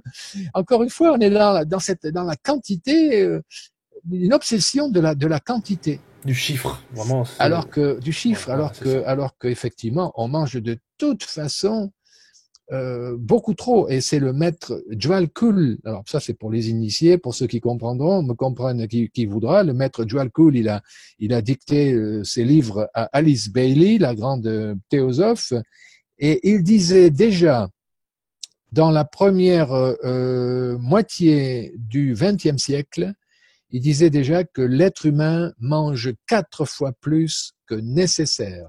Et je pense que depuis la première moitié du XXe siècle, on mange encore plus aujourd'hui, enfin, beaucoup de gens en tout cas. Voilà, donc 4 fois plus que nécessaire. On est loin d'imaginer à quel point on pourrait se contenter de très peu d'aliments, à condition que ceux-ci soient bien sûr dans leur état naturel, frais, locaux, bien mûrs et vivants, c'est-à-dire non cuits. La cuisson tue les aliments. On peut pas se nourrir, on peut pas créer la vie à partir de la mort. Voilà, on peut pas se nourrir de mort et espérer qu'on va être vivant. Moi, je dis les aliments vivants euh, engendrent des êtres humains vivants. Les aliments morts nous tuent peu à peu. Bah, c'est pas une théorie. Le crudivorisme, c'est pas juste un mot. D'abord, j'aime pas les titres, j'aime pas les mots. C'est toute une logique. Les vitamines disparaissent à partir de 40 degrés de température. Déjà, la vitamine C commence à diminuer. À 60 degrés, il n'y a plus grand-chose. À 90, il n'y a plus rien. Et nous, la cuisson, c'est 150, et le pain, c'est 250 degrés. Voire au Avec les, micro-ondes pour certains. ouais, avec les molécules de Maillard qui sont développées à ces très hautes températures et qui sont maintenant connues pour être cancérigènes. Donc ça, c'est de la logique. Tout le monde sait que les vitamines, elles sont très fragiles. Les enzymes aussi sont très fragiles. Et sans enzymes, on ne va pas pouvoir profiter des nutriments des aliments que l'on absorbe. Les enzymes, comment dirais-je, j'ai pas l'image que j'ai oublié l'image qu'on pourrait donner. C'est le fuel de notre foie. Voilà, on n'en parlait pas. Avant, on parlait que des lipides, protides, glucides. Voilà, c'est la trilogie sacro-sainte. Mais aujourd'hui, on parle des oligoéléments, on parle des vitamines et on parle des enzymes. Et évidemment, les enzymes, on les trouve uniquement dans les aliments frais et vivants. Voilà, on a fait un petit peu le tour de tout ça. J'espère que ça évoquera des choses dans l'esprit de nos auditeurs parce que, encore une fois, ça me semble logique. Hein, c'est pas juste des théories de Bernard Clavière. Moi, je les transmets, je les adapte à ma sauce un petit peu avec mon discours personnel, mais je n'ai rien inventé. Et on y vient de plus en plus. Hein, il y a véritablement un mouvement profond que l'on peut observer dans la société vers d'autres façons de vivre. Moi, je suis très optimiste. Hein, je suis pas de ceux qui critiquent à tout va le monde dans lequel on vit. Évidemment, il est triste il est par beaucoup d'aspects. Il est dur, il est injuste, il est corrompu, etc., etc., etc. Mais je vois aussi les graines qui poussent partout dans l'esprit des gens. Et on vit, ce qui est trompeur, c'est qu'on vit une époque très contrastée, où on a à la fois le pire et le meilleur. Sauf que le pire, c'est encore malheureusement lui qui détient les rênes, qui détient les rênes du pouvoir politique, du pouvoir financier, qui sont véritablement souvent très très entremêlés. Et le meilleur, eh bien, ce sont des groupes, des groupuscules, des, des individus, mais quand même, leur voix se fait entendre. Moi, je pense à cette petite asso qui fait des vidéos extraordinaires dans les abattoirs en France. Enfin, bon, ben, ils font un travail merveilleux. Ils n'ont pas beaucoup de moyens, mais je suis sûr que voilà, ils vont y arriver et ils contribuent à changer la société en profondeur. Et puis des gens comme moi, comme d'autres collègues aussi, et comme toi, forcément, chacun joue son rôle et puis contribue à ce que ces graines poussent dans l'esprit des gens. Et il faut te remercier, Alexis. Merci Bernard, merci pour cette gentille phrase parce que c'est marrant parce que depuis le début de la chaîne, je le dis toujours, je suis là pour semer des petites graines, voilà, à gauche, à droite, comme d'autres le font exactement aussi, comme tu l'as dit. Et je crois qu'on est vraiment un petit peu tous là pour ça. Encore une fois, aux auditeurs, enfin aux personnes derrière l'écran, à trouver bien un vrai, une vraie vérité en soi par rapport à ça, quoi. Et je pense que, comme tu dis, malgré que le monde soit très noir, très sombre, quand même, mine de rien, on peut le rendre meilleur déjà par l'intérieur, ensuite par l'extérieur. Et ça, c'est aussi, je pense, un message entre Ma guillemets conviction, spirituel. c'est que le moment viendra où nous avons les politiques que nous méritons, de toute façon. Le moment viendra où il y aura une masse suffisamment critique de la population pour que le basculement se produise. Alors, sous la forme d'une révolution, parce que ça sera de toute façon une révolution, elle n'est pas obligée d'être sanglante, hein, il y a des révolutions pacifiques, mais ça sera vraiment un bouleversement profond. Moi, je suis convaincu que très prochainement, on va observer un effondrement global de l'économie mondiale. Donc ça, je le dis, je l'ai déjà dit, je redirai ça fait 20 ans que je le dis, hein. Mais aujourd'hui, j'observe que beaucoup de spécialistes le disent. C'est pas juste des gens comme moi, des quidam euh, qui n'ont aucune légitimité en termes économiques.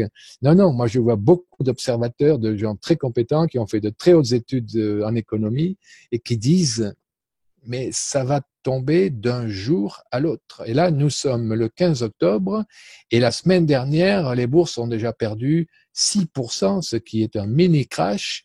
Aujourd'hui, j'ai pas regardé, mais je sais que chaque jour qui passe nous rapproche du grand jour où véritablement voilà, on est encore à moins 0,02 aujourd'hui. Moi, tu vois, j'ai toujours un onglet de mon navigateur qui est branché sur la bourse. Donc, ça ne va pas remonter. Et véritablement, il faut s'attendre à cette chute globale des marchés boursiers. Ça va être un 1929 encore plus important parce qu'on est encore beaucoup plus toutes les économies du monde sont entrelacées encore plus qu'elles ne l'étaient en 1929. Et il ne faut pas avoir peur de ce jour. Ça va être un accouchement merveilleux et le bébé va être très très beau. Alors l'accouchement peut être douloureux, hein, si on ne s'est pas préparé à l'accouchement sans douleur. Bon, on va pas pousser l'analogie plus loin, c'est une image, mais elle me paraît bonne. Un accouchement n'est jamais quelque chose de triste, même si la mère souffre. Eh bien, la famille est heureuse, tout le monde sourit autour d'elle. Donc, réjouissons-nous parce que cette étape qui me paraît nécessaire aujourd'hui va être le début d'une nouvelle ère, véritablement. Même si dans un premier temps, il y aura beaucoup d'entreprises qui feront faillite, beaucoup de gens qui seront au chômage, mais c'est pas parce qu'on est au chômage qu'on ne va qu'on est obligé de ne rien manger. Il y aura des systèmes distributifs, il y aura du partage, on va prendre soin des gens et on va tout de suite mettre en place des façons de mitiger des effets potentiellement dévastateurs d'une chute globale de l'économie mondiale. Oui, et je dirais que le jeune rentre aussi en compte avec tout ce que tu viens de dire, parce que le jour où effectivement on n'aura plus l'occasion d'aller acheter au magasin parce qu'il n'y aura plus rien, et tous les autres là qui sont pas justement dans cette optique, qui ont été programmés par l'alimentation, auront été tout vidés, tous les produits industriels. Allez-y bouffer comme des les gens ils vont d'abord acheter le sucre et l'huile, tu sais, ils vont faire et la farine, ouais. Ouais, le sucre et toutes les choses inutiles, ils vont stocker. Mais moi, je préfère avoir des arbres fruitiers dans mon jardin. J'ai un potager qui est pas très beau, mais j'ai plein d'amis autour de chez moi qui ont des potagers super, sans produits chimiques. Donc, développer les AMAP, développer la production sans entrants chimiques de légumes, et c'est ça l'avenir. Après, il y aura toujours des ordinateurs, sauf que bon, on va pas rentrer dans un exposé de ce que sera le monde d'après le crash boursier mondial, mais je te garantis qu'on va vivre une vie heureuse, une vie dans le partage, une vie dans l'épanouissement, où les concepts de travail disparaîtra. Moi, j'ai jamais travaillé de ma vie. Je n'ai jamais travaillé de ma vie. Et je vais te dire une chose, quand on me demande pourquoi, mais je dis, j'ai pas le temps. Je suis trop occupé pour travailler. Moi, j'ai trop de choses à faire pour travailler. Tu comprends? Tout ça, c'est des concepts. Le concept de travail, le concept de vacances. Moi, je prends jamais de vacances, c'est parce que j'y suis toujours. Je sais pas ce que c'est que cette coupure entre le travail et les vacances. Moi, chaque jour de ma vie est différent. Je fais chaque jour des choses qui me plaisent. Les animaux ne travaillent pas. Les oiseaux ne travaillent pas pour se nourrir. Tu comprends? Donc, prenons exemple sur les règnes de la nature. Tout devrait être donné. Moi, je suis en train de vous parler d'un monde idéal, d'un jardin d'Éden peut-être, mais je suis persuadé que nous nous dirigeons vers une société du loisir, du développement spirituel, du partage, du service, etc., voilà. etc. Voilà, c'est ça, exactement. Et Il y a beaucoup de métiers qui sont inutiles et beaucoup de produits qui sont inutiles. Donc déjà, on n'a pas besoin de les produire. Alors on les produit, tout ça, pourquoi? Pour avoir du travail. Mais j'ai pas besoin de travail. Moi, j'ai juste besoin de manger, d'aimer, d'avoir des amis, de jouer, de danser, de chanter. J'ai pas besoin de produire des produits pour tout ça. tout à fait. Non, c'est vrai. Et je pense que, comme tu dis, lorsqu'il y aura ce crash, entre guillemets, financier, économique, tout ce qu'on veut, je pense qu'il va y avoir de toute façon, encore une fois, une scission entre deux mondes, malheureusement. Il y aura le monde de toutes les personnes qui ne sont pas connectées à tout ça. Et il y aura également... donc ceux-là vont paniquer, ils vont être dans l'individualisme le plus complet. Et les personnes comme nous qui commencent qui commencent, toi tu es déjà bien dedans, mais les personnes qui, grâce à toi, grâce à ce que tu partages, entre autres, et les personnes qui accueillent aussi cette vérité-là en eux, eh bien, à ce moment-là, seront dans un partage beaucoup plus conséquent. Parce qu'il y aura effectivement plus cette compétitivité, cette compétition, en français. Oui, voilà. Entre nous, voilà. La peur de ne plus manger n'existera plus, donc il n'y a pas de souci. La peur de manquer. De manquer, voilà, merci. C'est ça que je voulais dire, manger, manquer. Plus globalement. Oui, plus globalement, exactement. La peur de perdre sa maison, la peur de ne pas avoir à manger, de perdre son travail, tout ça, c'est des peurs qui sont infondées, qui ont été générées par la folie d'une civilisation qui est fondamentalement inique. Totalement, on est complètement à côté de nos pompes. Mais là, il y a plein de gens qui le disent, et je vois poindre le jour très prochainement où véritablement on va basculer. Ça va pas être un basculement, c'est pas les axes de la Terre qui vont changer, tu sais, non, la Terre va continuer à tourner encore pendant des millions d'années, sauf que nous allons changer de système économique, social et politique. Voilà. On va dire un âge d'or de de l'alimentation, voilà, et du spirituel pour le coup, puisque. Ouais. Et on a beaucoup de chance. Enfin, chance, ça n'existe pas, mais je mets des guillemets à chance d'être en incarnation à cette époque. Eh bien, je le partage également, Bernard, vraiment, de découvrir tout. On l'a mérité du fait de notre karma, mais véritablement, utilisons notre présence et notre incarnation actuelle au maximum de notre potentiel de service et d'amour, parce que véritablement, on va être les témoins de quelque chose d'extraordinaire qui ne se produit qu'à des milliers d'années d'intervalle.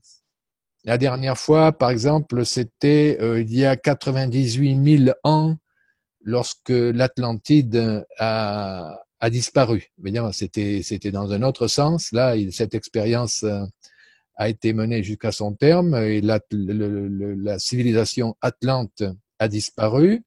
Et on est remonté lentement jusqu'à aujourd'hui, 98 000 années, l'Atlantide. Et aujourd'hui, on est en train de basculer, au contraire, vers un état de réalisation du soi, en fait, parce que nous ne savons pas qui nous sommes. Et tout ce qui va se passer au niveau économique, social, politique, n'est que la cristallisation d'une évolution spirituelle. Il n'y a pas de crise économique, il n'y a qu'une crise spirituelle qui se cristallise dans le domaine économique, etc., politique, écologique également. Mais au départ, le fond du problème, c'est que nous ne savons pas qui nous sommes. Nous ne savons pas d'où nous venons, où nous allons, pourquoi et comment. Mais là, on est loin du jeûne et encore que. Mais on est dans un discours que je tiens dans d'autres vidéos et effectivement, j'encourage chacun et chacune, comme dirait Macron, à se poser les bonnes questions et à retrouver le sens de la vie et donc le sens de notre vie individuelle. C'est marqué dans le PDF que j'enverrai à nos auditeurs s'ils me le demandent. Ce sera un très beau mot de la fin pour la vidéo. Rapidement, on va parler de ton blog bernardclavier, donc .fr, donc bernard-clavier.fr. Je mettrai de toute façon tout ça dans la description et dans les titres. Tu as également aussi donc fait un bouquin Et si on s'arrêtait un peu de manger de temps en temps. Rappelle tous les comment donc le fruit, donc je sais plus parler. J'ai le coton, faut que je reprenne le jeûne. J'ai arrêté mon jeûne, c'est pour ça. Ah ouais. Tous les bénéfices du livre vont à une petite association, si je ne m'abuse. Ben oui, tu sais, moi, d'ailleurs, c'est pas que les bénéfices du livre, c'est que je consacre, comme j'ai pas d'enfants, je consacre véritablement tout l'argent que peuvent générer mes activités à la mission que je me suis donnée pour aider les gens à mieux vivre et à se libérer de la souffrance. Voilà. Donc, et je peux préciser aussi, mais ça, on le mettra en description de la vidéo, que tout le monde peut lire gratuitement au moins les 2 premiers chapitres de mon livre sur un site. On mettra. Ouais. Et des articles, Dieu sait si tu en as fait. Des vidéos également sur ta chaîne YouTube. Hein. Et là, c'est génial. Allez vraiment vous délecter de toutes ces petites vidéos qui sont entre 20 et 30 minutes, plus courtes en tout cas que cette interview, mais qui sont vraiment faciles à écouter, à appréhender, et vous allez apprendre un tas de choses. Moi j'ai découvert il y a plus d'un an à peu près, et je dis celui-là il faut que je le contacte. Et voilà, et ça a pris le temps qu'il fallait, et comme le temps n'existe pas, et bien voilà, c'était aujourd'hui donc l'occasion de nous rencontrer. Ça me fait bien plaisir. Et je te remercie infiniment, Bernard, infiniment. Merci de ta présence, merci pour ce que tu fais, merci pour ce que tu vas faire. Et voilà, vraiment, encore une fois, eh bien, on va dire au revoir aux auditeurs. Bernard, à tout bientôt, hein, quand tu veux, si tu veux. À plus. À plus, à bientôt. Salut. Chers auditeurs, merci d'avoir regardé la vidéo. J'espère que ça vous a plu. Allez donc consulter le site bernard-clavier.fr ainsi que sa chaîne YouTube, et vous m'en direz des nouvelles. Moi, je vous retrouve de toute façon la semaine prochaine, comme d'habitude. Likez, partagez, abonnez-vous, etc. Faites comme chez vous, et surtout, Prenez soin de vous. Bisous. Au revoir.